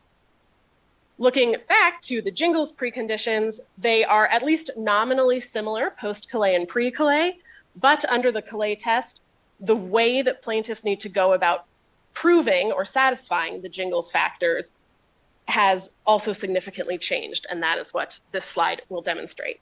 So at Jingles 1, when plaintiffs need to show that there is a large enough, close together enough non-white population to comprise an additional majority-minority district, it has always been the case that plaintiffs usually demonstrate this by providing a hypothetical map, a map that shows there could indeed be this additional district plaintiffs are arguing the state should have drawn. Under the Calais test, that when plaintiffs are developing that hypothetical map, they cannot use race as a criterion when they're drawing that map, and the map needs to achieve all of the same state redistricting criteria and political or partisan goals that the state's original map achieved just as well. Looking at the racially polarized voting analysis at Jingles 2 and 3, plaintiffs still need to demonstrate there's a non-white population that is politically cohesive and that the white population in the area consistently votes the other way. But as part of this racially polarized voting analysis, plaintiffs will need to be able to completely disentangle race and politics, meaning that they need to be able to show racially polarized voting is the result of race alone, and it cannot be explained by differences in partisan preferences between the non-white population and the white population. So this is all federal case law about the Federal Voting Rights Acts. What considerations are there for states to think about when it comes to redistricting for states that are interested in legislating on the topic?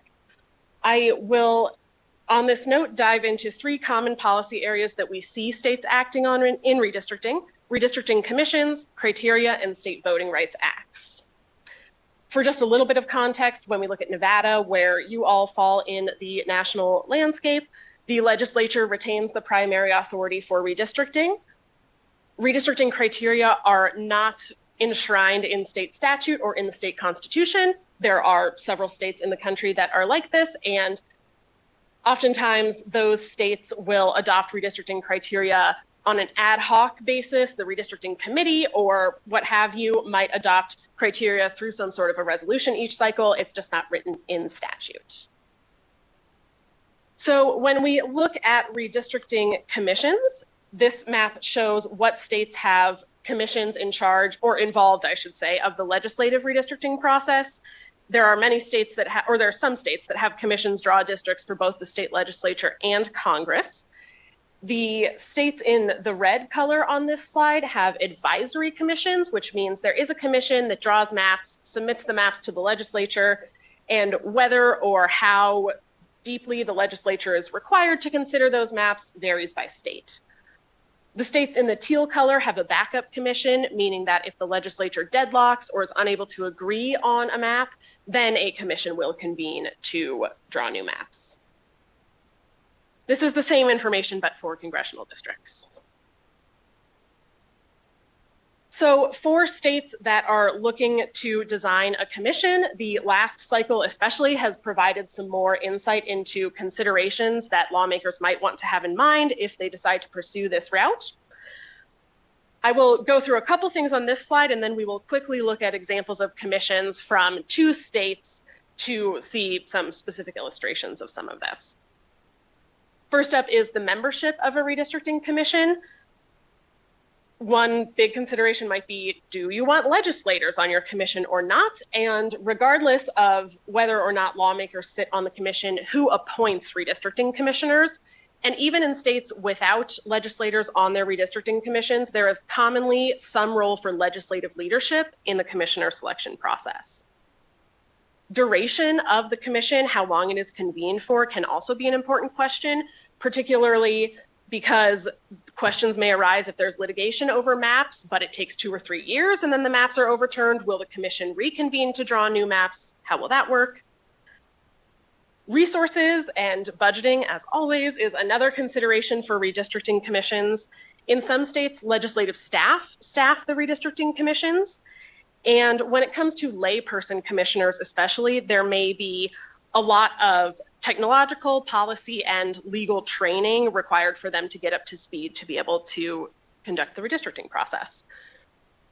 States also might need to consider whether their commissions will retain their own legal counsel or other expert support, and of course there may be budgeting matters involved in that. Lastly, I'll touch on commission procedure.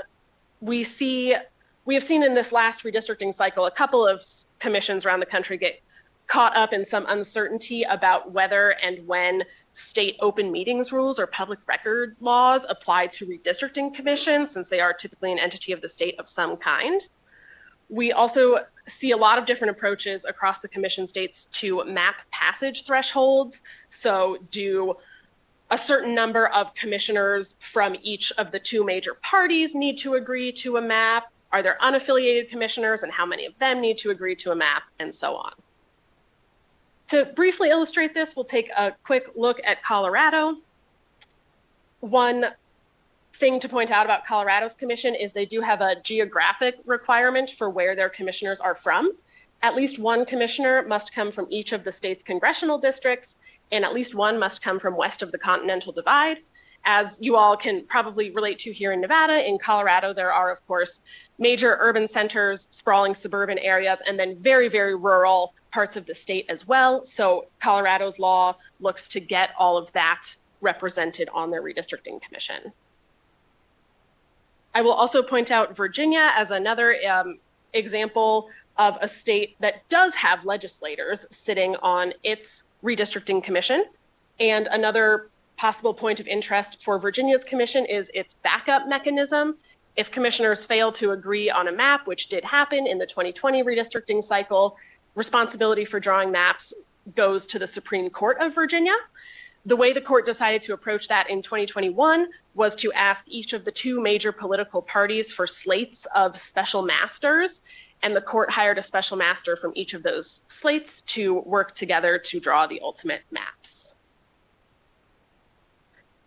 Turning next to redistricting criteria, regardless of who's drawing the maps, as I mentioned before, many states list or define redistricting criteria in their statutes, although there are also many states like Nevada that may not have it listed in statute but might adopt it anew each cycle. Equal population and compliance with the Federal Voting Rights Act are automatically required by federal law and the Constitution for all states and all districts. Beyond that, criteria are completely up to states. A couple of things I will point out is criteria related to partisanship. This is perhaps especially relevant in light of the Calais decision, since that decision does recognize the role and legitimacy of a state's political goals in its redistricting maps. Some states allow or require consideration of certain political or partisan data points or incumbent addresses. Other states prohibit map makers from looking at this information during the map making process. A last consideration about criteria. We have seen some more states begin to rank their criteria in order of priority in their state law. From practitioners and map makers out in the field, we have heard a couple of different things on this front. Ranking criteria can be helpful to map makers. It can give them a clear idea of what the ultimate authority who will be approving their map is looking for. On the other hand, redistricting involves a lot of complex and very precise trade-offs to create equally populated districts that satisfy many other criteria.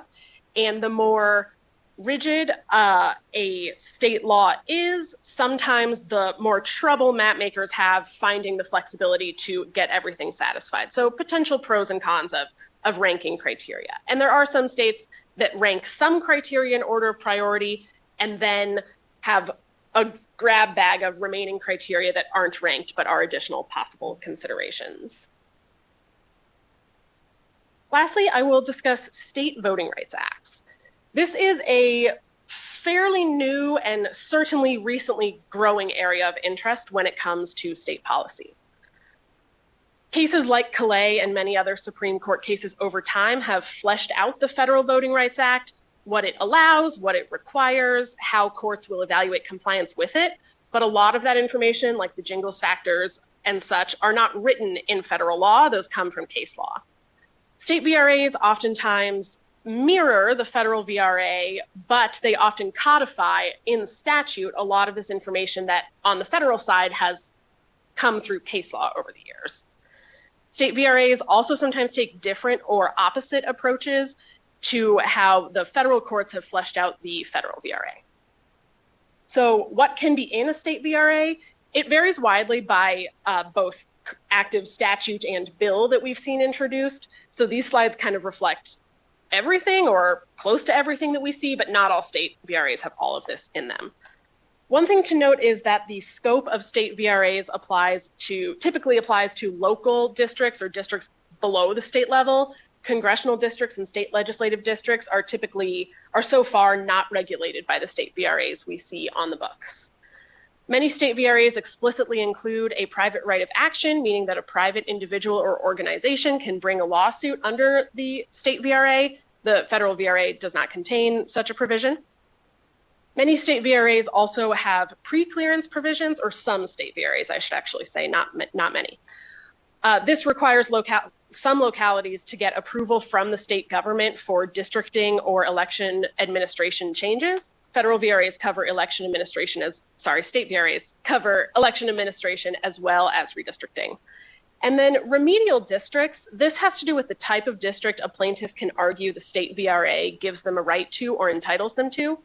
Under the federal VRA, we typically see only majority minority districts at issue. These are districts where a majority of the population belongs to a non-white minority group.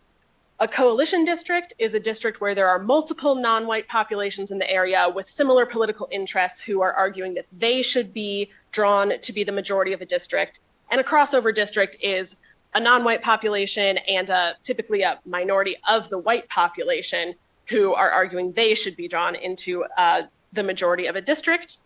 Under the federal VRA, it is uncertain and possibly unlikely that the federal VRA provides a right to these types of districts, but many state VRAs do mention them. Oftentimes that is mentioned at Jingles 1. This is some examples of state VRA takes on the Jingles factors.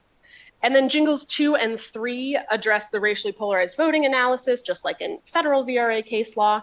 And interestingly, Many state VRAs developed before Calais specify that plaintiffs do not need to demonstrate any evidence of the reason for racially polarized voting, just that racially polarized voting exists. This is now a major difference from the Calais test that in federal litigation requires plaintiffs to demonstrate that partisanship is not the cause of racially polarized voting.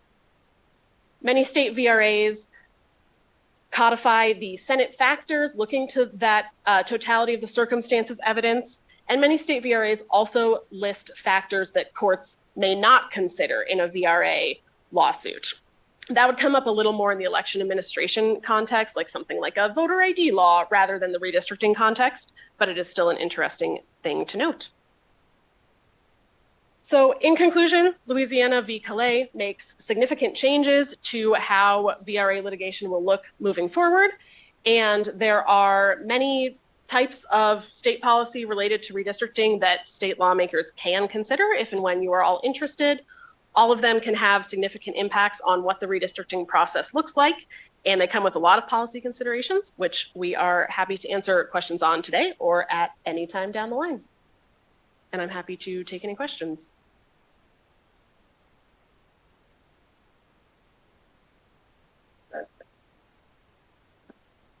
Thank you so much.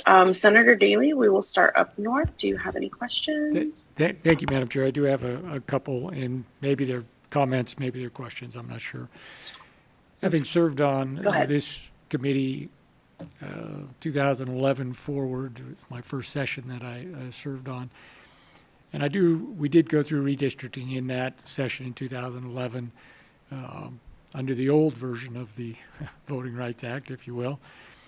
And I remember we spent a lot of time on considerations is that you couldn't pack a district with just, and it was mainly on the minority factors. You couldn't pack a district so that all of the considerations were in one compact area, and you couldn't fracture them to the point that they, didn't have representation.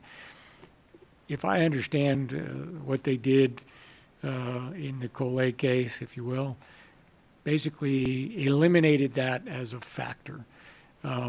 So apparently now, the whole reason we had that was to prevent discrimination as more or less, for instance, and I'll just give the example, and maybe you can comment on that. The maps they redrew in Tennessee, from what I saw, there was one basically Democratic district. It was in the Memphis area of Tennessee and the eastern border. 2/3 of the population in that district were African American, if I recall correctly, and they split up that one district into 4 different districts that extend halfway across the state, and eliminated basically the only Democrat or minority only Democratic district and an only minority majority district in the state. And apparently that's legal now, because you know as well as I do, it's practically impossible to prove that they intended to discriminate against people based on those maps. Maybe you have a comment on that. It wasn't really a question, but to me, the packing and fracking concept has been eliminated under this new decision, and we're in new territory on what people can do. Helen Brewer, NCSL. Thank you, Chair, and through you to Senator Daley. The issues or legal doctrine of packing and cracking, I will note, does also come up in a racial gerrymandering lawsuit. Sometimes it can be a piece of evidence involved in that. Racial gerrymandering claims and Section 2 claims are completely separate types of legal claims. Calais bears on the Section 2 claims. As you point out, Senator, it is true that the evidentiary requirements for plaintiffs bringing VRA lawsuits have been significantly raised by Calais. And the next few years, and then certainly I think the months that follow the 2030 redistricting cycle, will tell us how frequently Section 2 litigation comes up in the future and what it looks like. And then I will also point out that a federal court recently, as in days ago, so very recently, did reject an Alabama congressional map under the new Calais test. This is the first example we have so far of a court using the Calais test and finding a Section 2 violation under it. appeals are continuing in that case, but that may be worth noting and is certainly, I think, of interest to watch for those of us who work in this area of law. And thank you for that. And I did see the Alabama case, but I thought the Tennessee example was more relevant to what we were talking about on the packing and the fracturing of that minority vote. And we'll see how it bears out. I fear if it gets to the Supreme Court, it will be reversed based on everything I've seen come out of that so far. And then just a final comment, Madam Chair, is I prefer the legislature drawing the districts the way we have it now. It's worked for 150 plus years, and I think the legislature has done a pretty good job at it in the state of Nevada.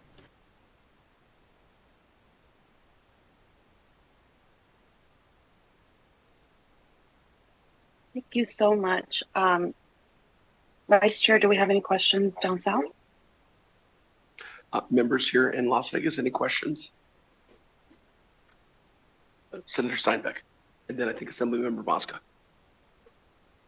Thank you for your presentation. I was wondering, do you find that states that have commissions, do you see a better or a more recognizable representation of party registration in those states? So if it's, 50-50 or 40-60, 30-30-30, whatever it might be, are the states then their representatives more in alignment with party registrations than states that don't have commissions?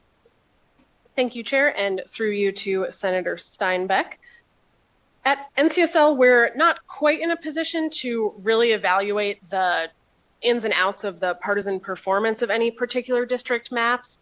And I will also note that among the community of organizations and news outlets that do this, there is not consensus on a single best or universal method to make these evaluations. There are a lot of different complex mathematical and statistical approaches to that. So it can be hard to say. There's a lot of different opinions on that out there. And although this might not necessarily bear on your question, one thing that has also been of interest is the outcome of commission maps, whether or not they're subject to more litigation or not than non-commission maps. And so far, we have not really seen any strong trends in that direction there so far. And many commissions are very new. The 2020 cycle was their first cycle, so this is all, we don't have a long history to go off of, but there have been litigation over any variety of typical redistricting issues in commission states, just as there are in states without commissions. And I would be happy, if it is of interest to you, I can refer you to some groups that do undertake the sort of partisan performance analysis of maps, or some resources or good reporting on that following the hearing. Thank you. I think everybody would agree that the most important thing is that we do have maps that represent the people of the state, and that their votes count. Thank you. Chair, I think Assembly Member Moore has a question. Madam Chair. Thank you, Please go ahead. Chair. Thank you, Chair and Vice Chair. My question is also along the lines of the states that have the advisory commissions and commissions. Who appoints them? Thank you, Chair, and through you to Assemblymember Moore. The commissioner appointments, and I'm just looking back to my Virginia and Colorado slides because I will have two direct examples right on hand for you. Commissioner appointment processes really vary by state.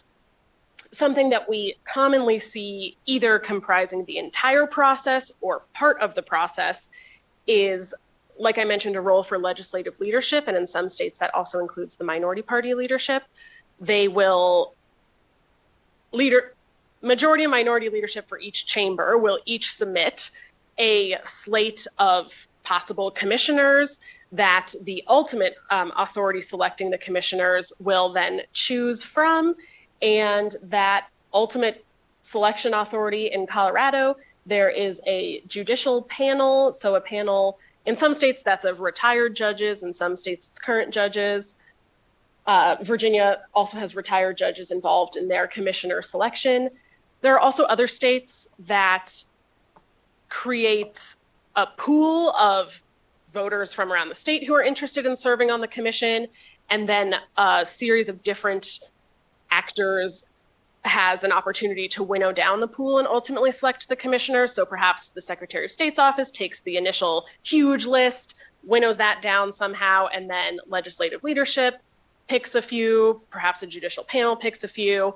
And then there are also states where the commissioners who are affiliated with one of the two major political parties, they themselves have to agree on some number, sometimes it's one, sometimes it's more, of unaffiliated or independent members of the commission. And we have very detailed information on this that I am happy to send along following the hearing. Madam Chair, follow-up from Assemblymember Moore, with your permission. Yes, of course.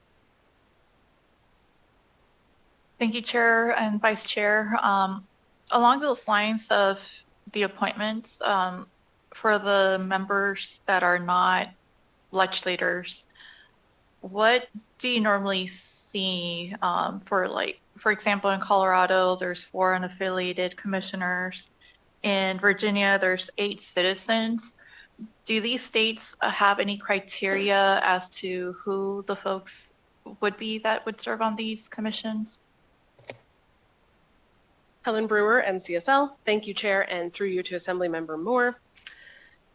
Their states do have varying criteria. I am more familiar with some of the prohibitions off the top of my head than the, I guess, affirmative criteria. And again, I will follow up with you on that after this. But what is common sort of on the flip side of not what's required, but what is not allowed, sometimes commissioners cannot be, well, of course, there's the question of whether or not lawmakers or public officials can be commissioners. There may be restrictions on lobbyists or former lobbyists. That oftentimes is like a revolving door rule. It might not be a permanent ban, but some number of years. Relatives of public officials or lobbyists. But I think I also would be interested, and I might look back at what the background is of the people who ended up being some of these commissioners. The Colorado and Virginia commissions, as well as the Michigan Commission, the 2020 cycle was their first cycle, so this is all very fresh information, in the scheme of redistricting timing. So I will be happy to provide more information on that afterwards. Thank you. I appreciate that. Thank you very much. And Chair, I believe Assemblymember Mosca had some questions, and if there's any other members who have questions, please raise your hand. Thank you so much, Vice Chair. Go ahead. Sorry, Chair. Thank you so much, Chair and Vice Chair. And thank you so much, Ms. Brewer. I do appreciate the presentation. I feel like it's a really, again, good knowledge in what's happening in a nonpartisan lens of this is what is happening so we can understand it. Like you said, it is a huge change. It's a big change. And to me, I see it as an undoing of civil rights. And I think it's very important that we heard it here today. And so my question really is, I was happy to hear about the state's voting rights acts that are happening within the states right now. And if you could just give any examples, of course, because we're not in session this year, so we could not act on this even if we wanted to. So the interim is the place to talk about it. But what did other states do then if they did not like the outcome of what happened? What were some of the things they're putting in their state voting rights acts? You did have a slide on it, but I think if you could just explain a little more so our public can understand as well. Helen Brewer, NCSL. Thank you, Chair, and through you to Assemblymember Mosca.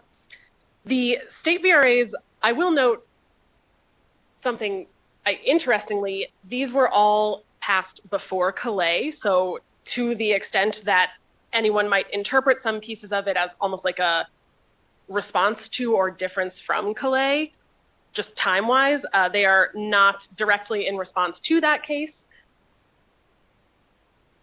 They are, I think what we do see, and as I mentioned, what we do see is a lot of provisions of these state VRAs are either adopting or providing more detail to, or sometimes going the opposite way from how federal courts have interpreted the federal VRA in many other cases over the years. This can be seen, I'm looking through my slides to pick some good examples.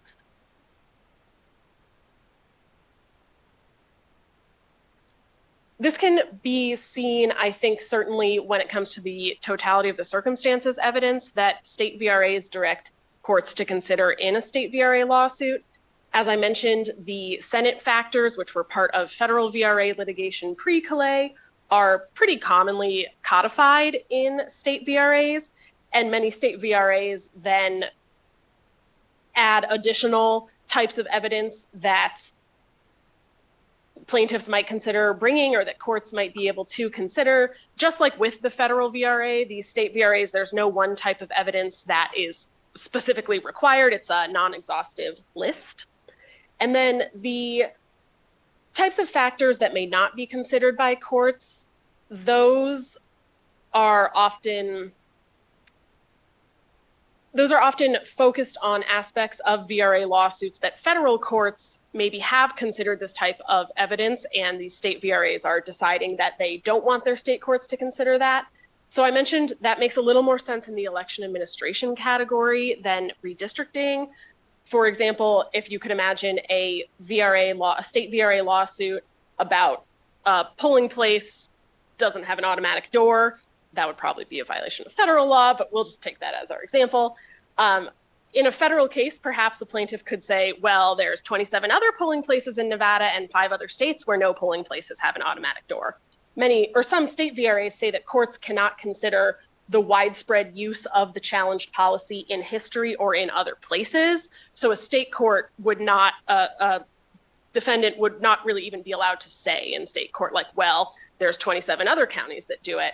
And that is something that is a pretty direct opposite approach to federal Voting Rights Act case law. So that's kind of an example of some of, I can't speak to, why these lawmakers wrote these provisions, but it is reading through it. Those are some examples of pretty direct opposites in state VRA text versus federal court jurisprudence.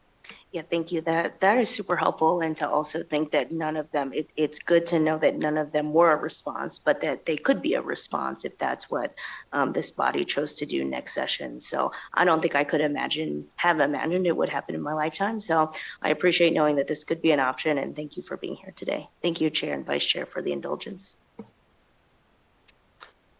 Thank you, Chair. I'm not seeing any other questions down here in Las Vegas. Thank you, Assemblymember Mosca, and thank you, Ms. Brewer. Thank you so much, Vice Chair. And again, thank you so much for your presentation and the work that you all are doing across the country. It's very helpful and informative as we move forward, navigating these times. So thank you. We will now move on to our next agenda item, which is a presentation on Nevada's voting system, including the Voluntary Voting System Guidelines 2.0.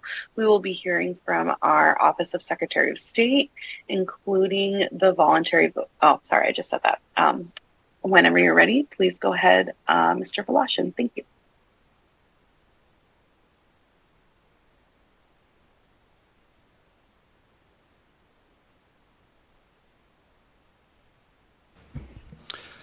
Good morning, Chair and members of the committee. My name is Mark Voloshin. I'm the Deputy Secretary of State for Elections, for the record, here on behalf of Secretary of State Francisco Aguilar. First and foremost, I want to thank you for the opportunity to present about the Voluntary Voting System Guidelines.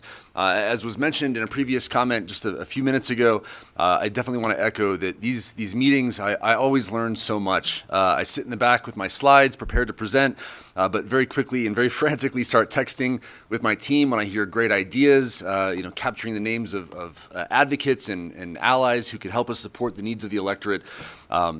Quickly, before I get to the presentation, do want to flag that we will, based on recommendations that we heard today and in using funding already appropriated by the legislature for voter education outreach, We will be conducting translations into ASL of our ballot question guidebooks.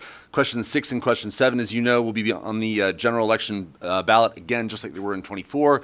So we'll make sure we have those publicly available on the website, along with any other ballot questions that are appropriate as well. Great idea. So that being said, I'd like to shift our focus slightly to the voluntary voting system guidelines and what that means and the impact for our state in the upcoming legislative session. So a fairly quick agenda. I've got some, again, I'm going to provide an overview, as you'll see on the slides, of the voluntary voting system guidelines before rolling into some of our state requirements, specifically talking about the improvements and really what's changed before talking about, again, the coming really 2 years ahead of us and providing some options and considerations for your awareness. So to start with, the voluntary voting system guidelines. This, as many other significant improvements to elections administration across the country, it came directly from the Help America Vote Act of 2002, an act that, frankly, I cannot stop speaking about enough, and if anybody would like to talk about it at length, I eagerly invite the opportunity. That act provided so many significant improvements to elections administration and to ensuring that voters' votes are counted in a uniform and standard manner across the state as it relates to the administration of federal elections. It's just absolutely incredible to speak about. One of the things that came out of the Help America Vote Act was the establishment of the Elections Assistance Commission. One of the requirements in HAVA for the Elections Assistance Commission was the creation of voting standards. Specifically, the EAC is required to develop and maintain these standards, as well as providing for the testing, certification, decertification, and recertification of voting system hardware across the country and in use for federal elections. The way that actually works, and I'll talk about that here in a second, is that they established voluntary voting system guidelines. The word voluntary always kind of caught me off guard when I heard that. The idea is that they were essentially initially voluntary, but as states adopted these EAC guidelines, they more or less became not voluntary in certain jurisdictions across the country, Nevada included, and you'll see the statute here in a moment.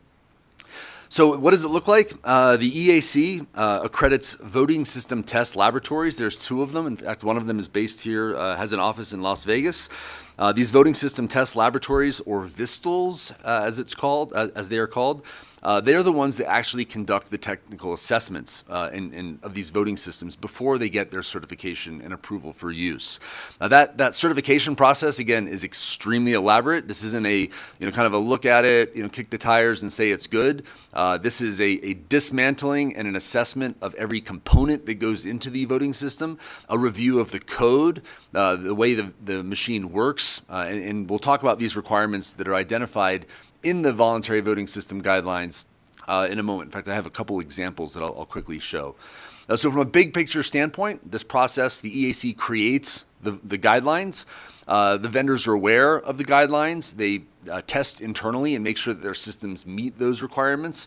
When they're ready, they request certification from the EAC, who then tells one of the VISTLs to conduct that certification. There's a lot of back and forth, making sure that they meet the requirements. If they don't, there's remediation. And then finally, once they do receive that certification, then and only then are they made available for purchase by the states that require that standard. So there really have been 2 primary voting standards that I want to talk about. The first one, again, and this I think helps shape an understanding of the timelines associated. So when you think the Help America Vote Act was passed in 2002, the EAC was created, but that first voluntary voting system guideline, version 1.0, was not adopted until 2005, and it went into effect in 2007. These are, in fact, still the current standards that our voting systems use across our state and will be used, and in fact are being used currently in our 2026 election cycle. Prior to 2021, there were discussions by the EAC and additional standards that have been built based on technical modifications, feedback from advocate groups, feedback from elections administrators, and a number of other interested groups, including the vendors, to identify and really create a new standard that improves greatly upon the previous system. The VVSG 2.0 were adopted by the EAC in February of 2021.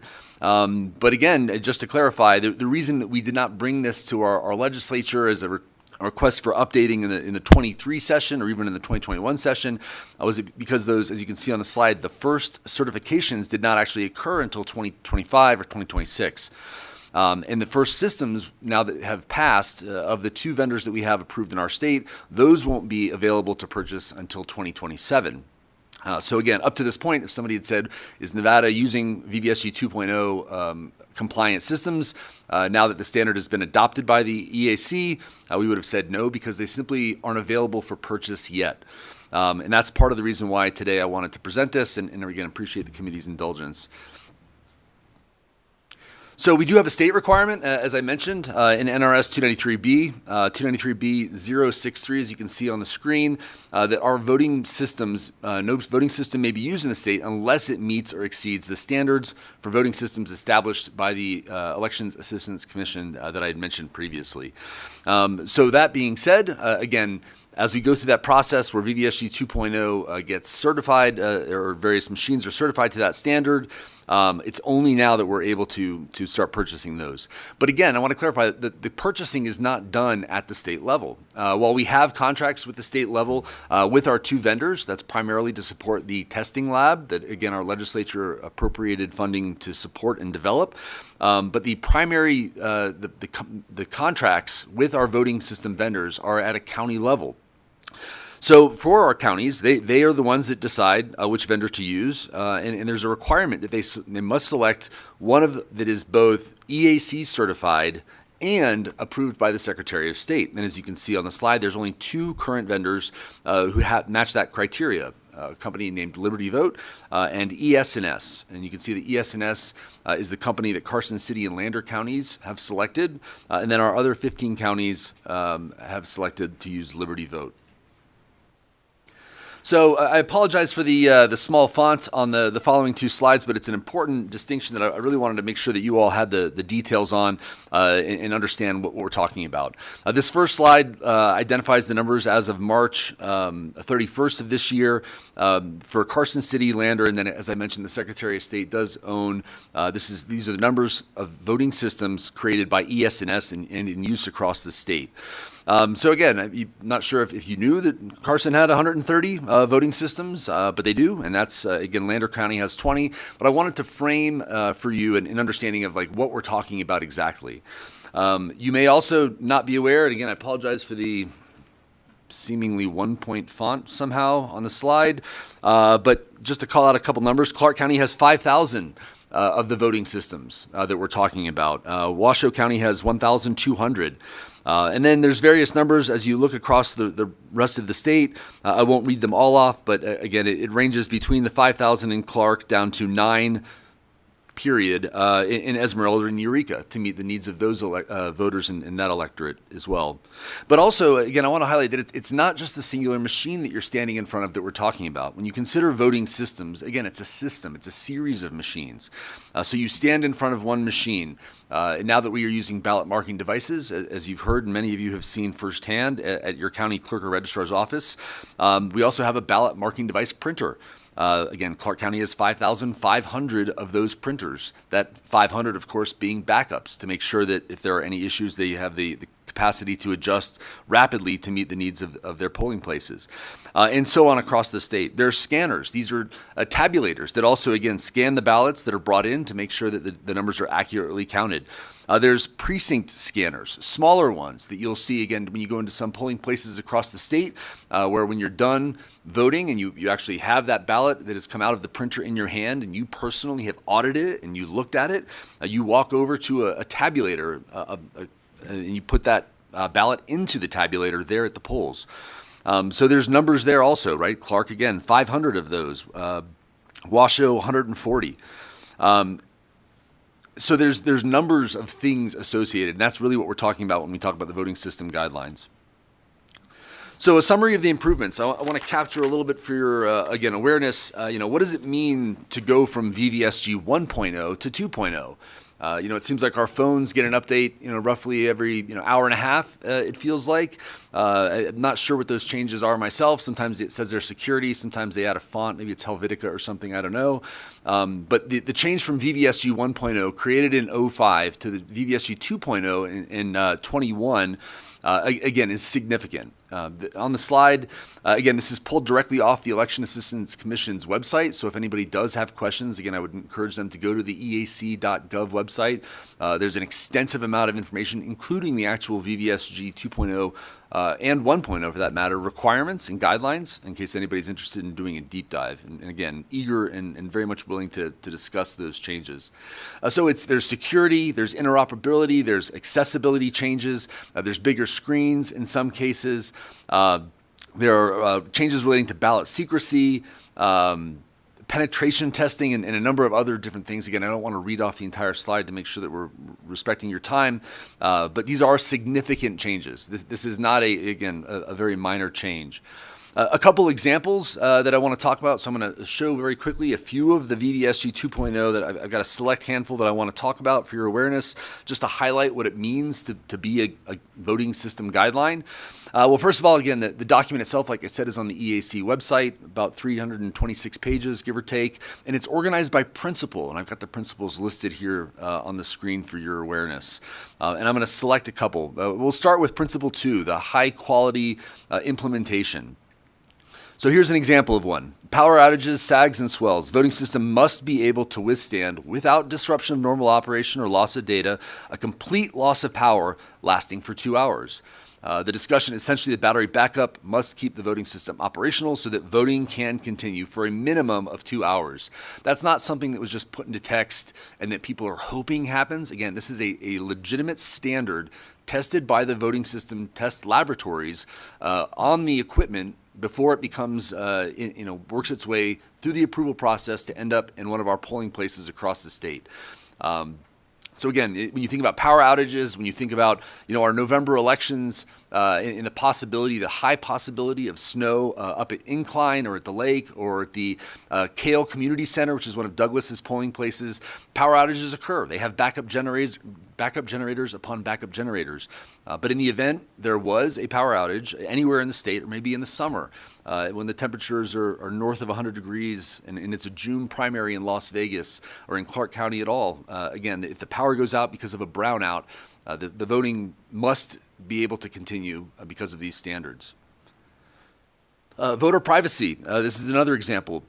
This one talks about privacy for voters must be preserved during the entire voting session, including ballot activation, voting, verifying, and casting the ballot. This includes a discussion about privacy screens, as well as on the data side. There are talks in the voter. There are standards in here about voter privacy through the data that gets captured as well. Principle 7 includes, this is about marked, verified, and cast as intended. This is an interesting standard. When I found this one, I pulled it out because I wanted to show from an accessibility standpoint, which I know is a topic of other agenda items today. This one specifically talks about bodily contact. The voting station controls must not require bodily contact or for the body to be part of any electrical circuit. If some form of contact is required, a stylus or other device with built-in permanent tips will be supplied to activate capacitive touchscreens. The intent here is so that individuals using a prosthetic device can still use the stylus and still cast their ballot, again, without having any sort of issue or interference otherwise. The last two I want to discuss and highlight, this first one, they're both actually from the system integrity, and I think are very valid. We have questions a lot about the code of the systems and how is it developed? What does it look like? How come I can't personally go through all of the code? This one captures the idea that voting system software must not contain unused or dead code. Again, these are the sorts of requirements that exist and very much are intended to ensure the security of our system and that they do work as advertised. That is also a standard that is used by our voting system test labs when they conduct that review of voting systems. And then the last one for the example, this one talks also about system integrity, but specifically external network restrictions. a voting system must not be configured to establish a connection to an external network or connect to any device external to the voting system. Now, again, we talk about how voting systems are not connected to the internet, and this is absolutely proof. This is the standard that the voting system test labs, when they look at the voting machines that are presented for EAC certification, they require this. They go through, they make sure that those voting systems don't have a hidden modem or a microscopic thing that enables the voting machine that you're standing in front of to connect to the internet. This includes, it ensures that there's a reduced attack surface, right? So that hackers cannot physically attack the machines. When you think about the voting systems, too, that we use, right? The fact that Clark County has 5,000 of these, what does that mean? It means that when there is an update in between election cycles, that there are Clark County employees that go to every single one of those 5,000 voting systems, that they have to take them off of the shelf in the huge Clark County warehouse that I really hope you've seen it. And if you haven't, I encourage you to reach out to the registrar to check it out. It looks like the Indiana Jones Raiders of the Lost Ark. It's massive. It's such an impressive operation.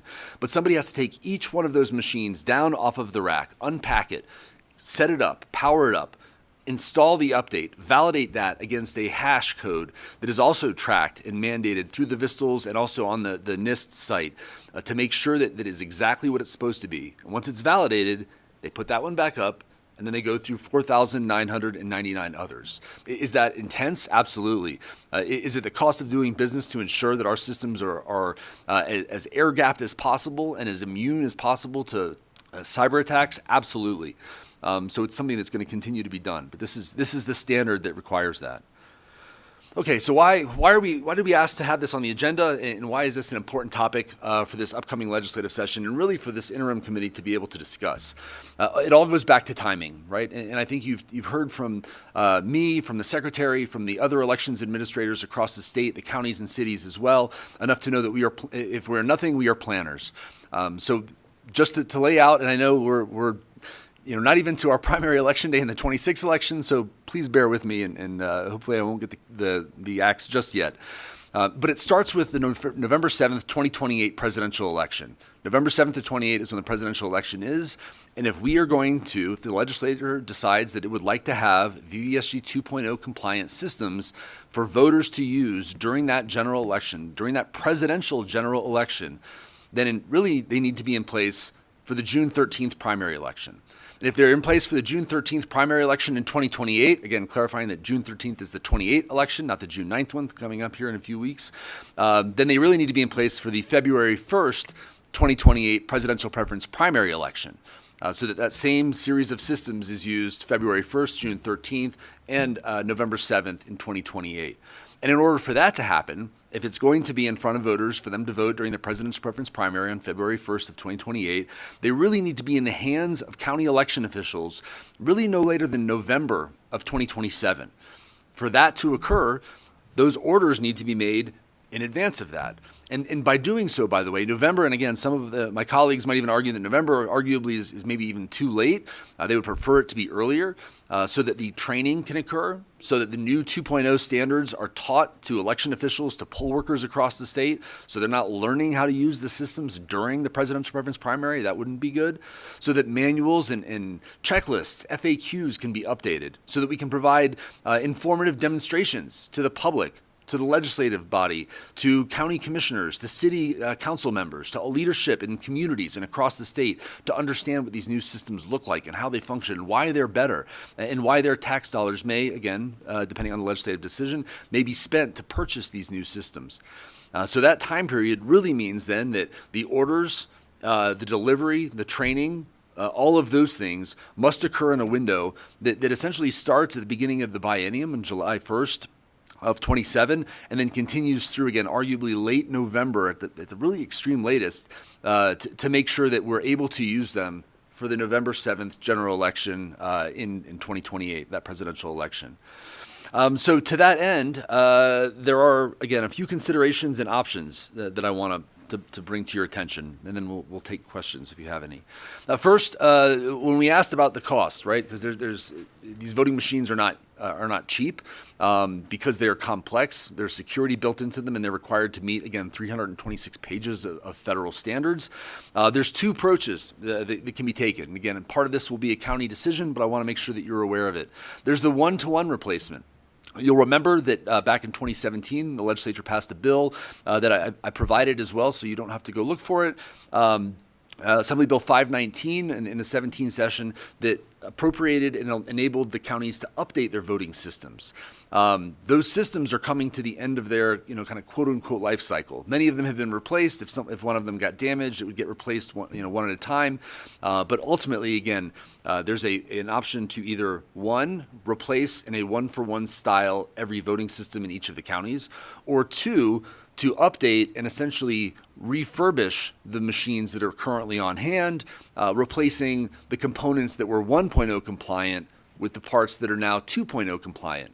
Of course, a one-for-one replacement would be faster, but on the other hand, again, a part-by-part replacement could be cheaper.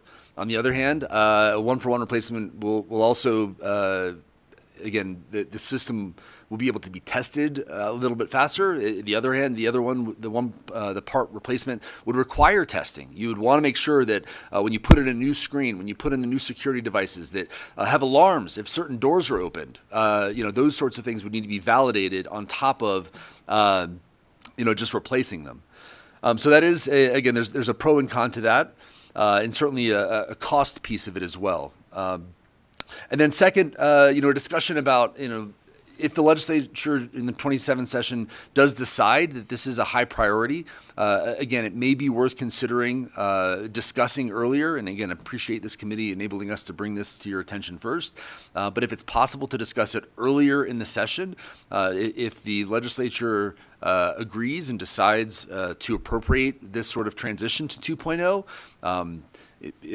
if that, and perhaps if the governor agrees and signs the bill earlier, every week would matter in us being able to enable the counties to make those orders, for the companies to build the products, to deliver them to our counties, to conduct on-site training, to get those manuals, and basically to prepare for that presidential election cycle that, again, is rapidly approaching. But I won't speak to that now because I feel like we're currently in an election.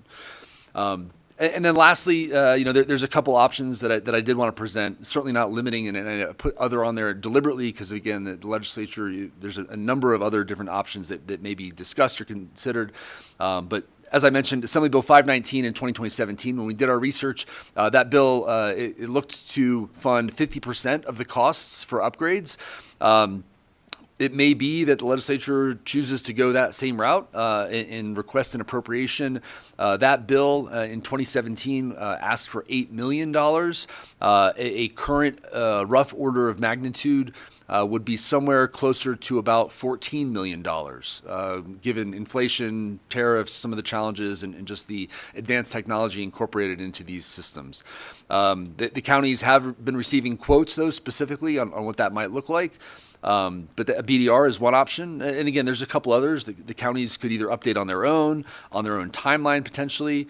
It could be something that, again, depending on that sort of, I don't want to say rushed approach, but because of the concerns on the timeline and the presidential preference primary, it may be that the legislature decides to wait until the 29th session to address. And again, there are a number of other possibilities.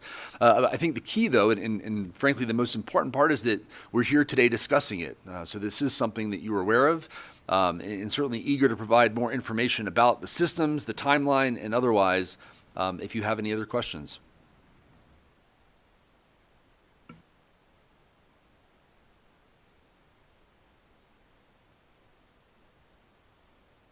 Thank you so much. Senator Daly, do you have any questions?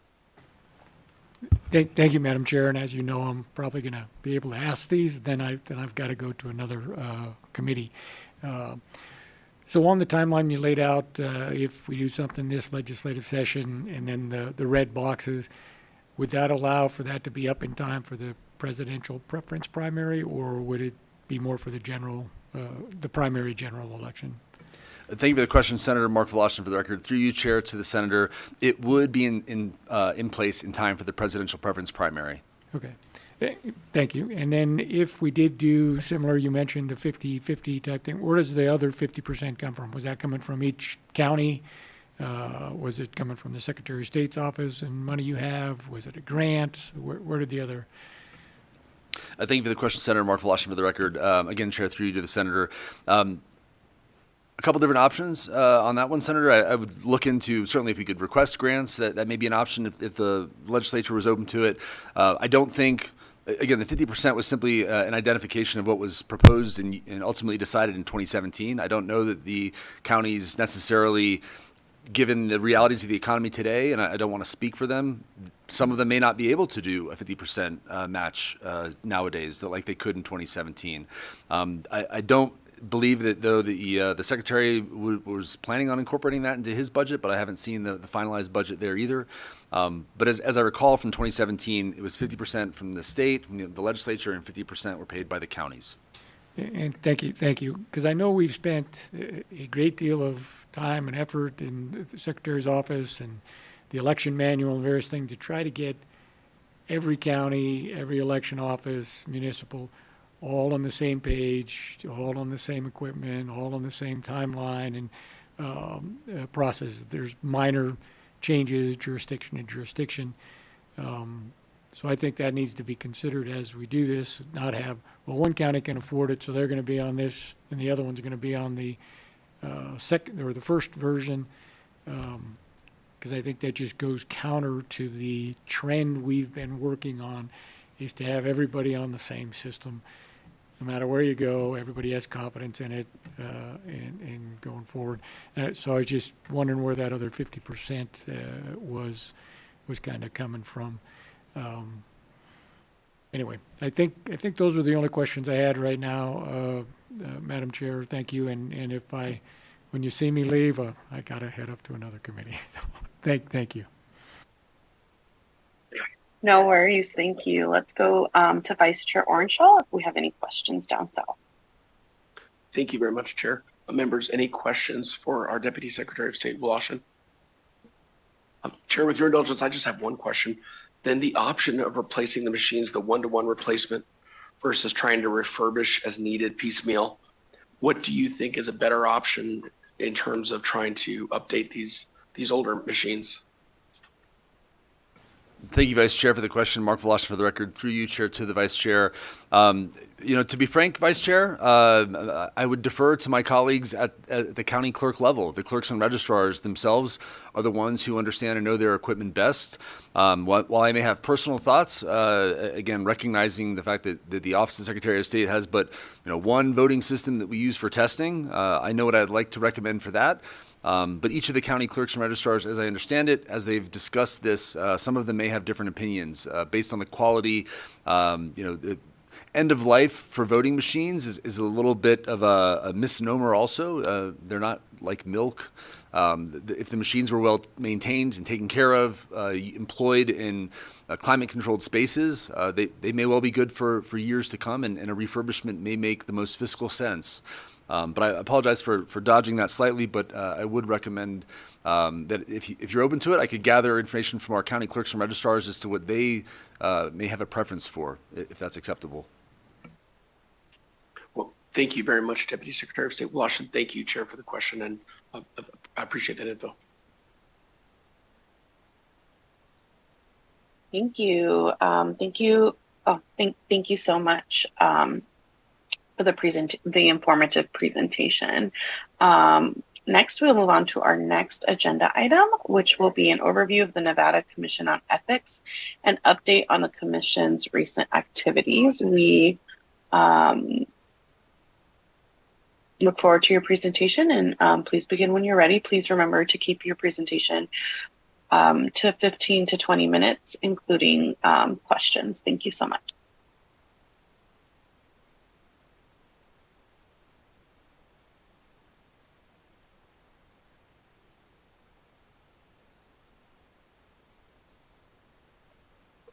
Good morning. This is Ross Armstrong, Executive Director for the Nevada Commission on Ethics, and with me at the table is Elizabeth Bassett, our Commission Counsel. Thank you for having us present today, and we look forward to sharing the work of the Commission over this last year. Some background, the Nevada Ethics Law started after President Nixon and the Watergate scandal that happened really across the country in 1975. the legislature first passed an ethics law. The federal law came somewhat after that. Now, the legislative declaration in the ethics law notes that a public office is a public trust and shall be held for the sole benefit of the people. That's for the sole benefit of the people, not for the sole benefit of the people in government or friends of people in government, but for the people. Now here you can see the Commission's mission. I think the real key part there is in bold, that through the ethics law, we strive to enhance the public's faith and confidence in government, primarily by having public officers and employees avoid conflicts between their private interests and their public duties. You can find the ethics law in NRS 281A. We have an administrative code. It's primarily a procedural guide. There's not substantive rules in our code. So in some regulatory agencies, you have the actual substance of the rules in the code. For us, all the substance is actually found in the NRS. We have three major functions that go along this spectrum of prevention to enforcement. We provide education and outreach regarding Nevada's ethics law. We provide an advisory opinion process to any public officer or employee who would like advice on how the ethics law applies to their conduct. And then we also receive and process complaints alleging that public officials have violated Nevada's ethics law. Just a quick overview of who has to comply with the ethics law. In the executive branch, it's the full jurisdiction. The legislative branch, we have limited jurisdiction. The Supreme Court has ruled that we do not have jurisdiction over legislators' conduct related to core legislative duties like voting. There are specific rules in the ethics law that apply to Nevada legislators, and those have been, were indicated by the Supreme Court as valid. We also have full jurisdiction over local government, so city councils, general improvement districts, school districts, those types of subdivisions. We have no jurisdiction over the judicial branch. They have a whole separate entity for that. Likewise, we don't have any jurisdiction over private individuals. So sometimes we may get a complaint that a private company is not paying fair wages or treating their workers unethical. We have no jurisdiction over that. And when we talk about conflicts of interests and relationships, this is what is in the law, the commitment in private capacity. I call it your magical list of relationships. So when we're trying to help public officers and employees understand that they can't be using their position to benefit other folks, these are the relationships that qualify, right? Spouse or domestic partner, a member of your household, a relative within the third degree of consanguinity, that person's employer, a substantial and continuing business relationship, and then kind of a catch-all substantially similar category, which can be sometimes hard to describe, but I'll give you some examples of what the Commission has found to be a substantially similar relationship. Service on a nonprofit board, sometimes an ex-spouse may be a substantially similar relationship, or close personal friendships. There are three main, what we call like the buckets of the ethics law: improper benefits, disclosure and abstention, and cooling off. We were asked to discuss some enforcement trends, and so that's what we'll do now. Here you can see the number of our complaint cases continues to rise. There was this dip in fiscal year 21 during the COVID pandemic.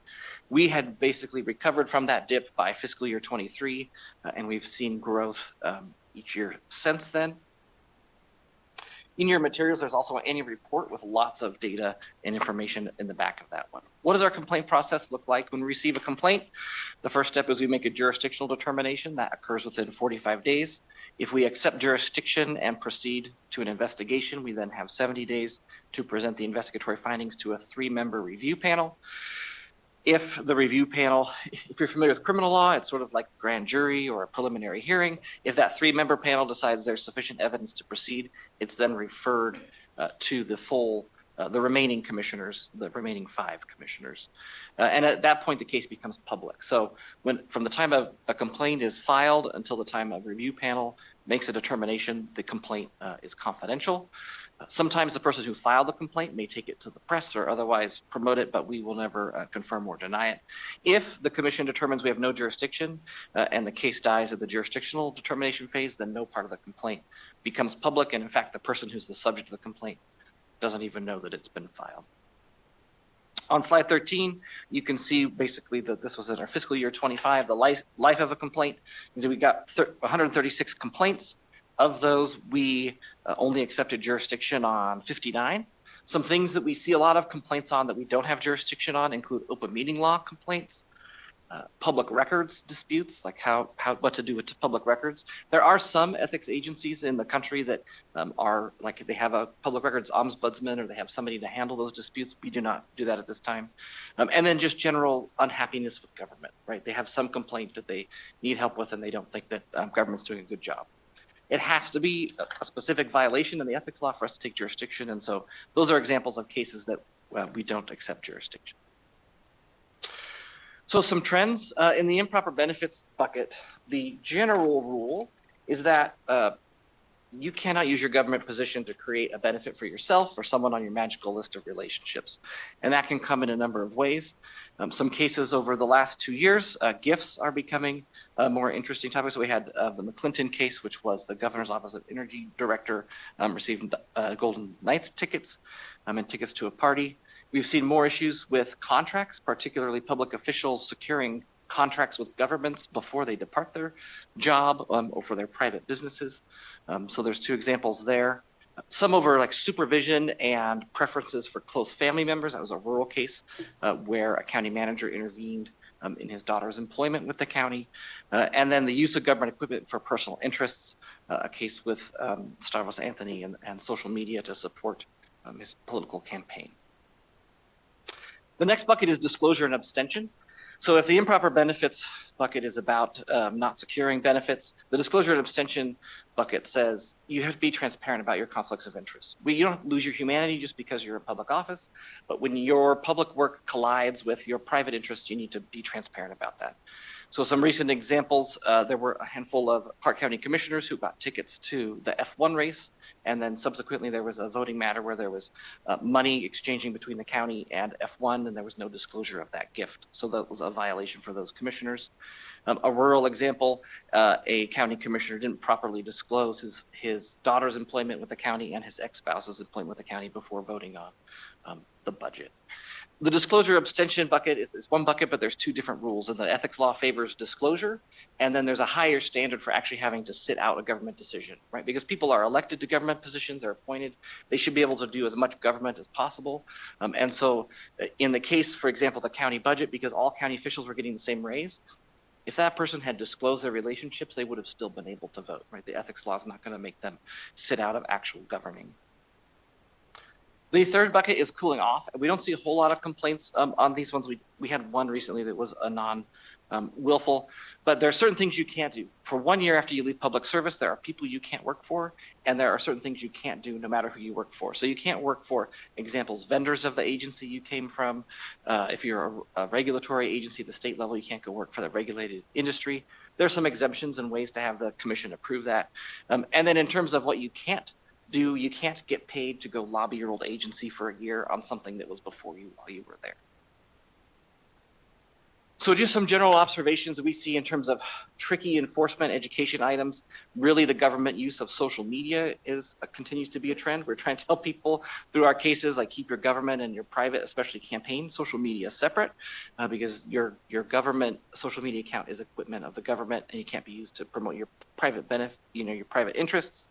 Gifts, as we have more and more big sporting events and specialty events in the state of Nevada, as that part of our economy becomes more robust, there are lots of questions about gifts, right? Can a mayor go throw out the first pitch and stick around for the game, right? Or is that an illegal gift? These are some of the questions that we're seeing more and more with sports teams. And then contracts, especially, we've seen a handful of, like I said, those, you're in a position and then before you leave, you negotiate a post-employment contract with the agency you're currently in. A quick note on complaints and the civil penalties received, because these do go into the general fund. They do not go into our budget. And so we had an uptick this year, like in that fiscal year 24 and 25, we had lots of cases that were, I would say, were more technical and didn't involve financial gain, so there were less penalties. This year, we're on track to have a robust year, with the largest payment was a $10,000 penalty for Richard Harvey, who was a fire chief up in Northern Nevada, who did the negotiated contract for himself. We have pending penalties in 2 cases, both associated with Lieutenant Governor's office. I do not expect those to come in during this particular fiscal year. You'll see in fiscal year 21, there was a very high number. There was, if some of you recall, the Las Vegas Convention Visitors Authority Southwest gift card case. That resulted in substantially high fines. And so that was by far our biggest year. Moving from the scary enforcement complaint side of what we do to the more fun part, the part we like to do the most is ethics and education outreach. Between 2021 and 2025, we worked on a very simple modernization plan in terms of education and outreach. And during that time, we expanded our social media. We developed topic-specific YouTube videos. The legislature approved, and we're grateful for the creation of an outreach and education officer within our agency. And you can see in 2025, when that position was in place and off and running, we really did some great things. We've got an Ethics Link newsletter now, on-demand online training. As we look forward, we've now adopted a strategic plan, and one of the 4 pillars in there is definitely education and outreach, working to develop great partnerships. I think one of our strongest training partnerships is with Clark County. So if you're a supervisor within Clark County, you receive ethics training, which is our content, but through the Clark County education process. So you get our content that's approved by us through your local government training platform. With the launch of NeoGov, which is the state training platform, we've, for the first time these last couple of weeks, have done just general, hey, there's ethics training, show up. And that has seen a good, I think over the 4 sessions, we'll have over 100 different employees trained. You can see our data and trends in terms of actual people trained. We're projected to be a little bit less than last year, primarily because the year before we had a big enforcement action with the library district where hundreds of people got trained. And then we had some staff out of the office for a while, so that was some struggle for us this year. I'll note, like, even though we've had these high numbers, it's still less than 2% of the total public officers and employees in the state of Nevada. So there's about 150,000 people who have to comply with the ethics law. We've made great strides in training more people with our materials. We still have a long way to go. So at this point, I'll hand it off to Commission Counsel Bassett to talk about our advisory opinion process and trends. Elizabeth Bassett for the record. As you can see from the slide, each year there was a COVID dip and then a little bump when people asked for advisories, but our advisory opinion requests have been on the rise each year. We get more and more each year, which I also think is probably a function of a lot of our training, that more public officers, employees are aware that that is something they can ask for, that we provide those. And we're seeing even a little more than what you're seeing there this year. We've received quite a few here at the end of the fiscal year as well. The advisory opinion process is that a public officer or employee submits a request, and advisory opinions are available to current and former, depending on the timeline, public officers and employees. So first they submit a request to us. Then there's a process by which I confirm the facts on which the opinion will be based, and that's in conjunction with the public officer or employee who has made the request. Then a actual opinion is drafted, answering the request and the question that's raised in the advisory opinion. And then the commission approves that opinion, and then the opinion is issued to the public officer or employee who requested it. And this whole process is confidential. The fact that one has been requested is confidential, and the opinion and everything that all the conversations and discussions that go back and forth during this process are all confidential. They are not public records. And then at the end of the process, the requester can either choose to have it published as is, or they can choose to retain their confidentiality. And in some circumstances, depending on what the commission decides, we will sometimes remove all the identifying information and publish it as an abstract, which is why you see so many in-ray public employee or officer decisions, if it's going to be useful to other public employees. The trends in advisory opinions this year have been solidly a lot of cooling off questions. So what can people do if they have recently left or are about to leave the state or local agency, if they can go work for certain people, if they can engage in certain in employment, and then also a fair number of what we're calling here side gigs. So either secondary employment or private employment while also having government employment. Also, we're seeing a rise in questions about gifts, similarly to our enforcement actions, especially a lot of the sporting and sort of specialty events.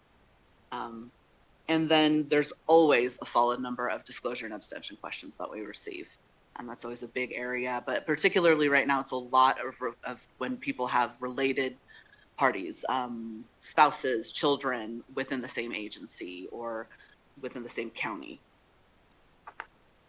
And that's sort of illustrated here. You can see like the biggest trend is cooling off, followed by disclosure and abstention, and then gifts and benefits and contracting and all the other things kind of go off the rest.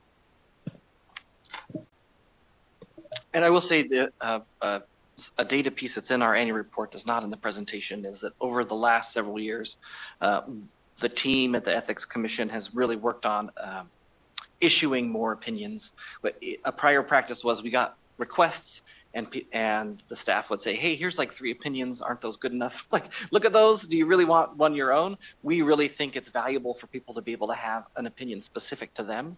One, it protects them if there's questions that come down later the road. So when you look at our annual report and you see that advisory opinion acceptance rate keeps going up, that's mostly due to Ms. Bassett's hard work and our belief that public officials deserve formal opinions from us. So we'll talk a little bit about legislative history and trends, and then we will then we'll be ready to open it up for questions.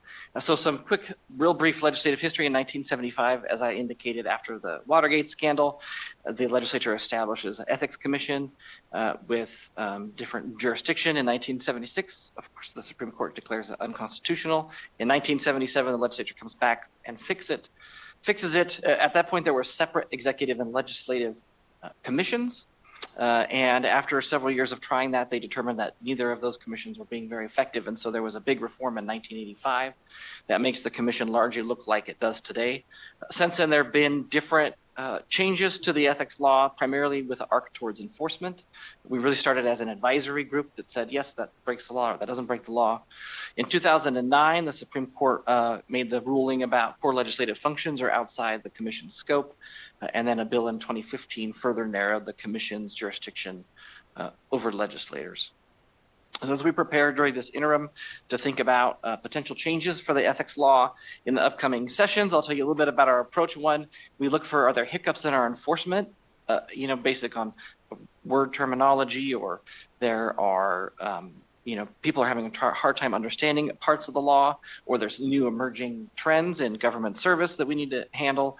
We look at constituent questions, and then the commission itself appoints a 3-member legislative committee out of their commission to take a look at potential changes. And so some of the things you may see, we're of course working through the BDR drafting process now, but some of the things that the commission has identified as areas for potential legislative action include clarity on the definition of gifts, and when is a gift, would tend to improperly influence them.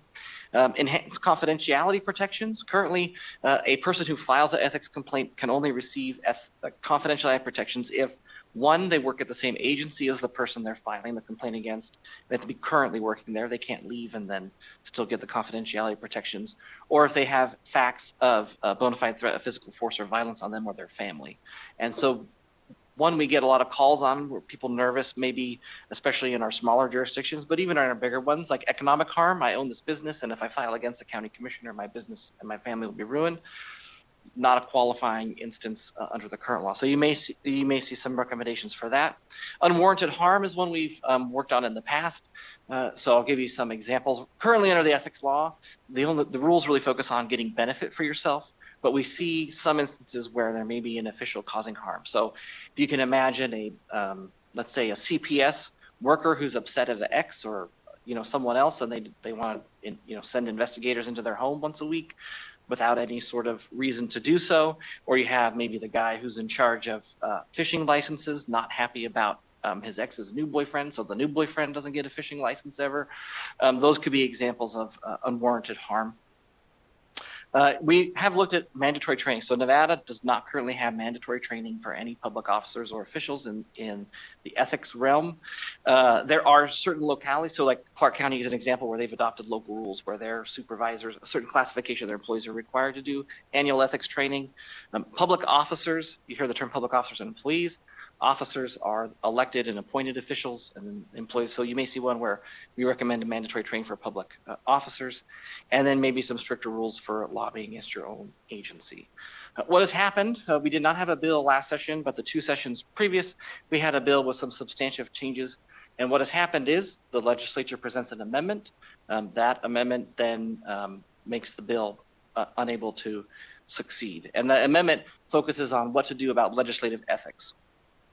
So I want to spend the last couple slides on providing you some information about what robust ethics systems look like, and then some examples of what's happened in the past. So on slide 30, you'll see these, I think, are the standards of a good ethics program, including data reporting and transparency, investigation integrity, ease of access to file a complaint, due process for the accused, clarity of standards and process.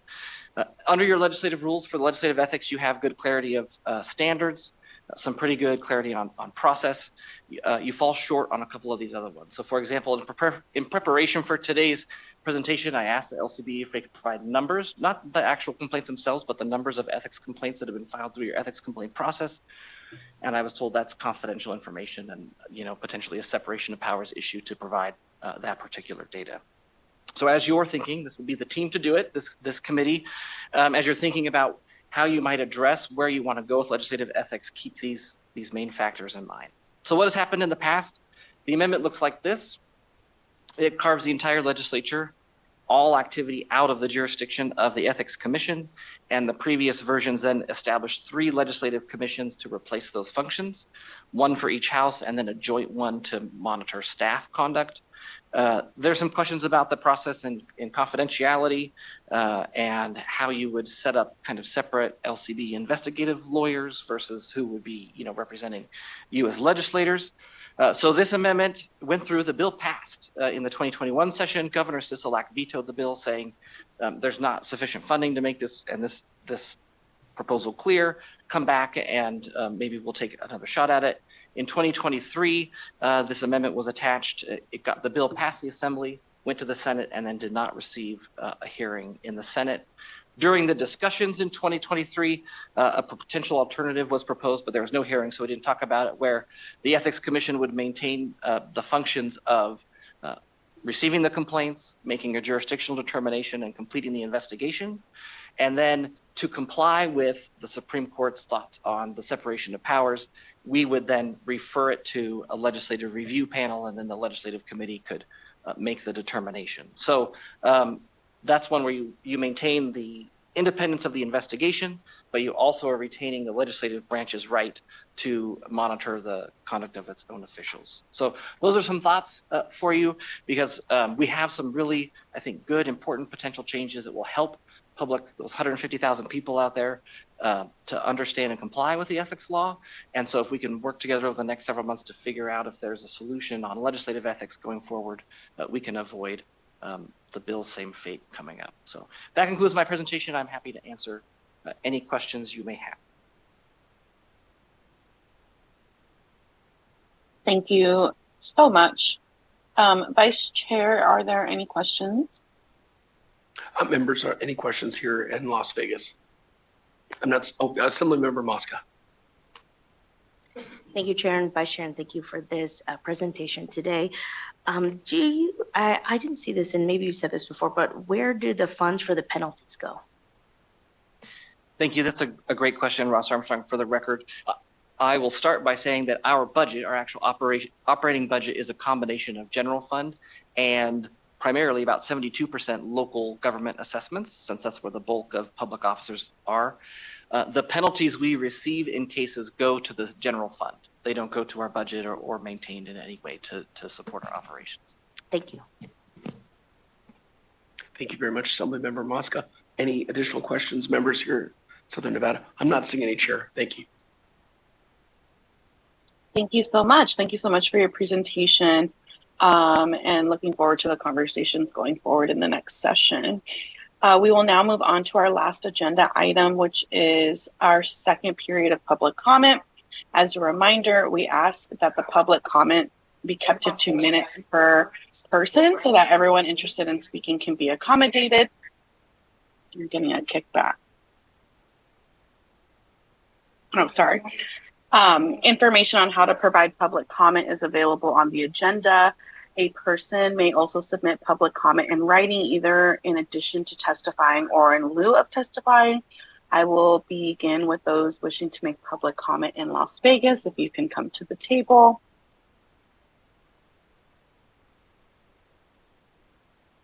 Not seeing any, I will go to Carson City.